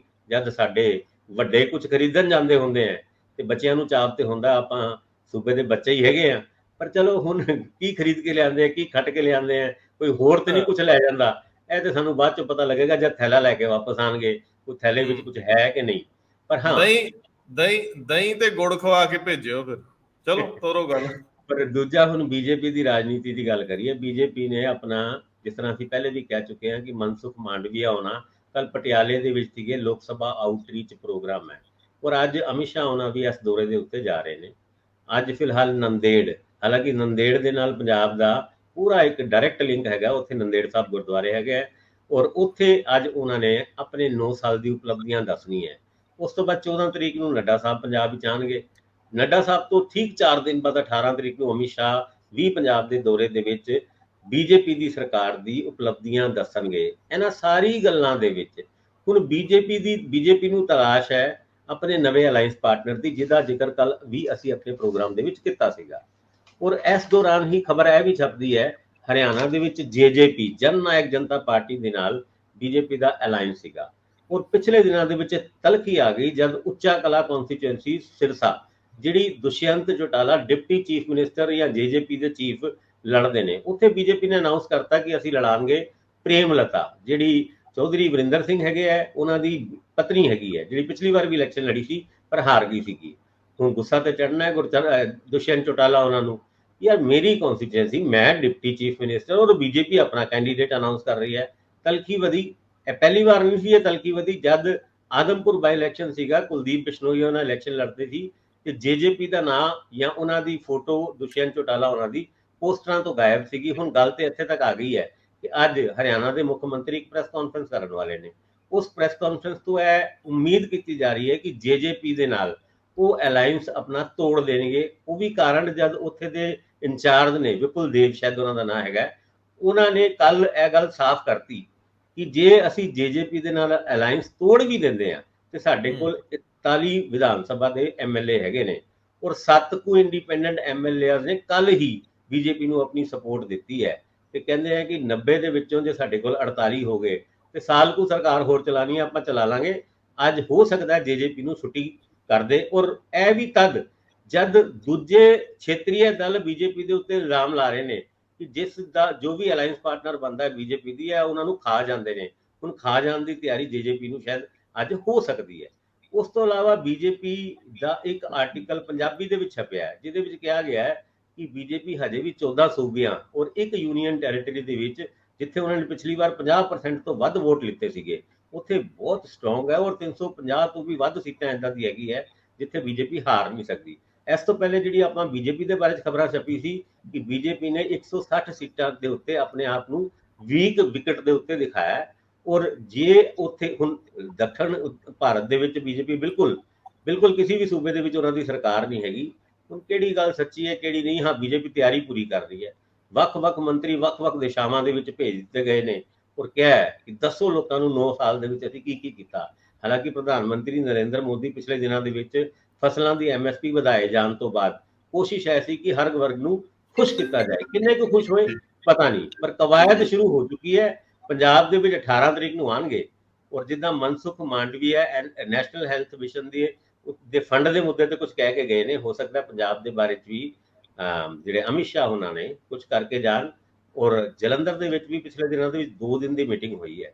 ਉਸ ਮੀਟਿੰਗ ਦੇ ਵਿੱਚ ਬੀਜੇਪੀ ਦੇ ਵਰਕਰਾਂ ਨੂੰ ਸੰਭਾਲਣ ਦੀ ਕੋਸ਼ਿਸ਼ ਕੀਤੀ ਜਾ ਰਹੀ ਹੈ ਕਿ ਲੜਾਈ ਵੱਡੀ ਹੈ। ਅਕਾਲੀ ਦਲ ਦੇ ਨਾਲ ਅਲਾਈਅੰਸ ਹੋਏਗਾ ਨਹੀਂ ਹੋਏਗਾ, ਇਹਦੇ ਉੱਤੇ ਜ਼ਮੀਨੀ ਪੱਧਰ ਤੇ ਗੱਲਾਂ ਚੱਲ ਰਹੀ ਹੈ, ਪਰ ਉੱਤੇ ਦੇ ਲੀਡਰ ਕਹਿੰਦੇ ਆ ਵੀ ਨਾ, ਸਾਡਾ ਕੋਈ ਵਿਚਾਰ ਨਹੀਂ ਹੈ ਅਕਾਲੀ ਦਲ ਦੇ ਨਾਲ ਅਲਾਈਅੰਸ ਕਰਨ ਦਾ। ਇਦਾਂ ਦੇ ਹਾਲਾਤ ਦੇ ਵਿੱਚ ਬੀਜੇਪੀ ਅੱਗੇ ਚੱਲ ਕੇ ਕਿੰਨਾ ਕੁ ਵਧੀਆ ਕੰਮ ਕਰਦੀ ਹੈ 2024 ਦੇ ਇਲੈਕਸ਼ਨ ਤੋਂ ਪਹਿਲੇ। ਹਾਂ, ਰਾਜਸਥਾਨ ਤੋਂ ਵੀ ਖਬਰ ਆ ਰਹੀ ਹੈ ਰੰਧਾਵਾ ਜੀ। ਪਿਛਲੇ ਦਿਨਾਂ ਦੇ ਵਿੱਚ ਇਹ ਖਬਰ ਛਪੀ ਸੀ 11 ਤਰੀਕ ਕੱਲ ਡੋਸਾ ਦੇ ਵਿੱਚ ਜਦੋਂ ਰਾਜੇਸ਼ ਪਾਇਲਟ ਉਹਨਾਂ ਦੀ ਡੈਥ ਐਨਵਰਸਰੀ ਹੋਏਗੀ, ਪ੍ਰਗਤੀਸ਼ੀਲ ਕਾਂਗਰਸ ਨਾਂ ਦੀ ਇੱਕ ਪਾਰਟੀ ਸਚਿਨ ਪਾਇਲਟ ਉਹਨਾਂ ਕੱਲ ਲਾਂਚ ਕਰਨਗੇ। ਕੇਸੀ ਵੇਨੂਗੋਪਾਲ ਜਿਨ੍ਹਾਂ ਨੇ ਪਿਛਲੇ ਦਿਨਾਂ ਦੇ ਵਿੱਚ ਖੜਗੇ ਸਾਹਿਬ ਦੇ ਨਾਲ ਮਿਲ ਕੇ ਅਸ਼ੋਕ ਗਹਿਲੋਤ ਔਰ ਸਚਿਨ ਪਾਇਲਟ ਨਾਲ ਬੰਦ ਕਮਰੇ ਦੇ ਵਿੱਚ ਮੀਟਿੰਗ ਕੀਤੀ ਸੀ। ਮੀਟਿੰਗ ਤੋਂ ਬਾਹਰ ਨਿਕਲ ਕੇ ਦੋਨੋਂ ਯਾਨੀ ਸਚਿਨ ਪਾਇਲਟ ਦਾ ਵੀ ਤੇ ਅਸ਼ੋਕ ਗਹਿਲੋਤ ਉਹਨਾਂ ਦਾ ਹੱਸਦਾ ਹੋਇਆ ਚਿਹਰਾ ਇਹ ਦੱਸਣ ਦੀ ਕੋਸ਼ਿਸ਼ ਕਰ ਰਿਹਾ ਸੀ ਵੀ all is well in Congress. ਪਰ ਕੱਲ ਵਾਸਤੇ ਵੀ ਉਹਨਾਂ ਨੇ ਕਿਹਾ ਰਿਊਮਰ ਹੈਗੀ ਹੈ, ਉਹ ਕੋਈ ਪਾਰਟੀ ਨਹੀਂ ਬਣਾ ਰਹੇ, ਪਰ ਉਹਨਾਂ ਦੇ ਨਾਲ ਖੜੇ ਹੋਏ ਜਾਂ ਉਹਨਾਂ ਦੇ ਇਸ ਬਿਆਨ ਦੇ ਉੱਤੇ ਸਚਿਨ ਪਾਇਲਟ ਉਹਨਾਂ ਨੇ ਹਜੇ ਤੱਕ ਕੋਈ ਬਿਆਨ ਨਹੀਂ ਦਿੱਤਾ। ਮੈਨੂੰ ਲੱਗਦਾ ਕੱਲ ਹੀ ਖੁਲਾਸਾ ਹੋਏਗਾ। ਅਗਰ ਉਹ ਪ੍ਰਗਤੀਸ਼ੀਲ ਕਾਂਗਰਸ ਆਪਣੀ ਪਾਰਟੀ ਬਣਾ ਲੈਂਦੇ ਨੇ, ਫਿਰ ਕਾਂਗਰਸ ਵਾਸਤੇ ਜਾਂ ਰਾਜਸਥਾਨ ਦੇ ਵਿੱਚ ਇੱਕ ਵੱਖਰੇ ਕਿਸਮ ਦੀ ਰਾਜਨੀਤੀ ਜ਼ਰੂਰ ਉੱਭਰ ਕੇ ਆਏਗੀ। ਬੀਜੇਪੀ ਵਾਸਤੇ ਇਹ ਮੁਸੀਬਤ ਹੋ ਸਕਦੀ ਹੈ, ਐਸੈਟ ਵੀ ਹੋ ਸਕਦੀ ਹੈ। ਐਸੈਟ ਇਸ ਕਰਕੇ ਨਹੀਂ ਹੋ ਸਕਦੀ ਕਿਉਂਕਿ ਉਹ ਆਮ ਆਦਮੀ ਪਾਰਟੀ ਨਾਲ ਵੀ ਅਲਾਈਅੰਸ ਕਰ ਸਕਦੇ ਨੇ। ਇਹਨਾਂ ਸਾਰੀ ਗੱਲਾਂ ਦੇ ਵਿੱਚ ਬੀਜੇਪੀ ਵਾਸਤੇ ਆਉਣ ਵਾਲੇ ਦਿਨਾਂ ਦੇ ਵਿੱਚ ਕੁਝ ਮੁਸੀਬਤ ਤੇ ਖੜੀ ਹੋ ਸਕਦੀ ਹੈ। ਇਹ ਬੀਜੇਪੀ ਰਾਜਸਥਾਨ ਦੇ ਵਿੱਚ ਡਾਇਰੈਕਟ ਫਾਈਟ ਚਾਹੁੰਦੀ ਹੈ, ਲੇਕਿਨ ਜੇ ਇਹ 3 ਧਿਰੀ ਮੁਕਾਬਲਾ ਹੁੰਦਾ ਤੇ ਕਨਫਿਊਜ਼ਨ ਵਧਣ ਦੀ ਸਥਿਤੀ ਦੇ ਵਿੱਚ ਕੀਤਾ ਹੋਇਆ ਹੋਮਵਰਕ ਦੁਬਾਰਾ ਕਰਨਾ ਪੈਂਦਾ ਹੁੰਦਾ। ਸੋ ਇਹ ਸਵਾਲ ਨੈਸ਼ਨਲ ਰਾਜਨੀਤੀ ਤੇ ਕਾਫੀ ਕੰਪਲੈਕਸ ਹੋਈ ਜਾਂਦੇ ਆ, ਪਰ ਕੋਸ਼ਿਸ਼ ਕਰਦੇ ਰਵਾਂਗੇ ਜਿੰਨੀ ਸਾਡੀ ਸਮਝ ਆ ਉਨੀ ਕੁ ਅਸੀਂ ਅੱਗੇ ਵਧਾਉਂਦੇ ਰਹੀਏ। ਬਹੁਤ ਮਿਹਰਬਾਨੀ, ਬਹੁਤ ਧੰਨਵਾਦ। ਧੰਨਵਾਦ ਜੀ।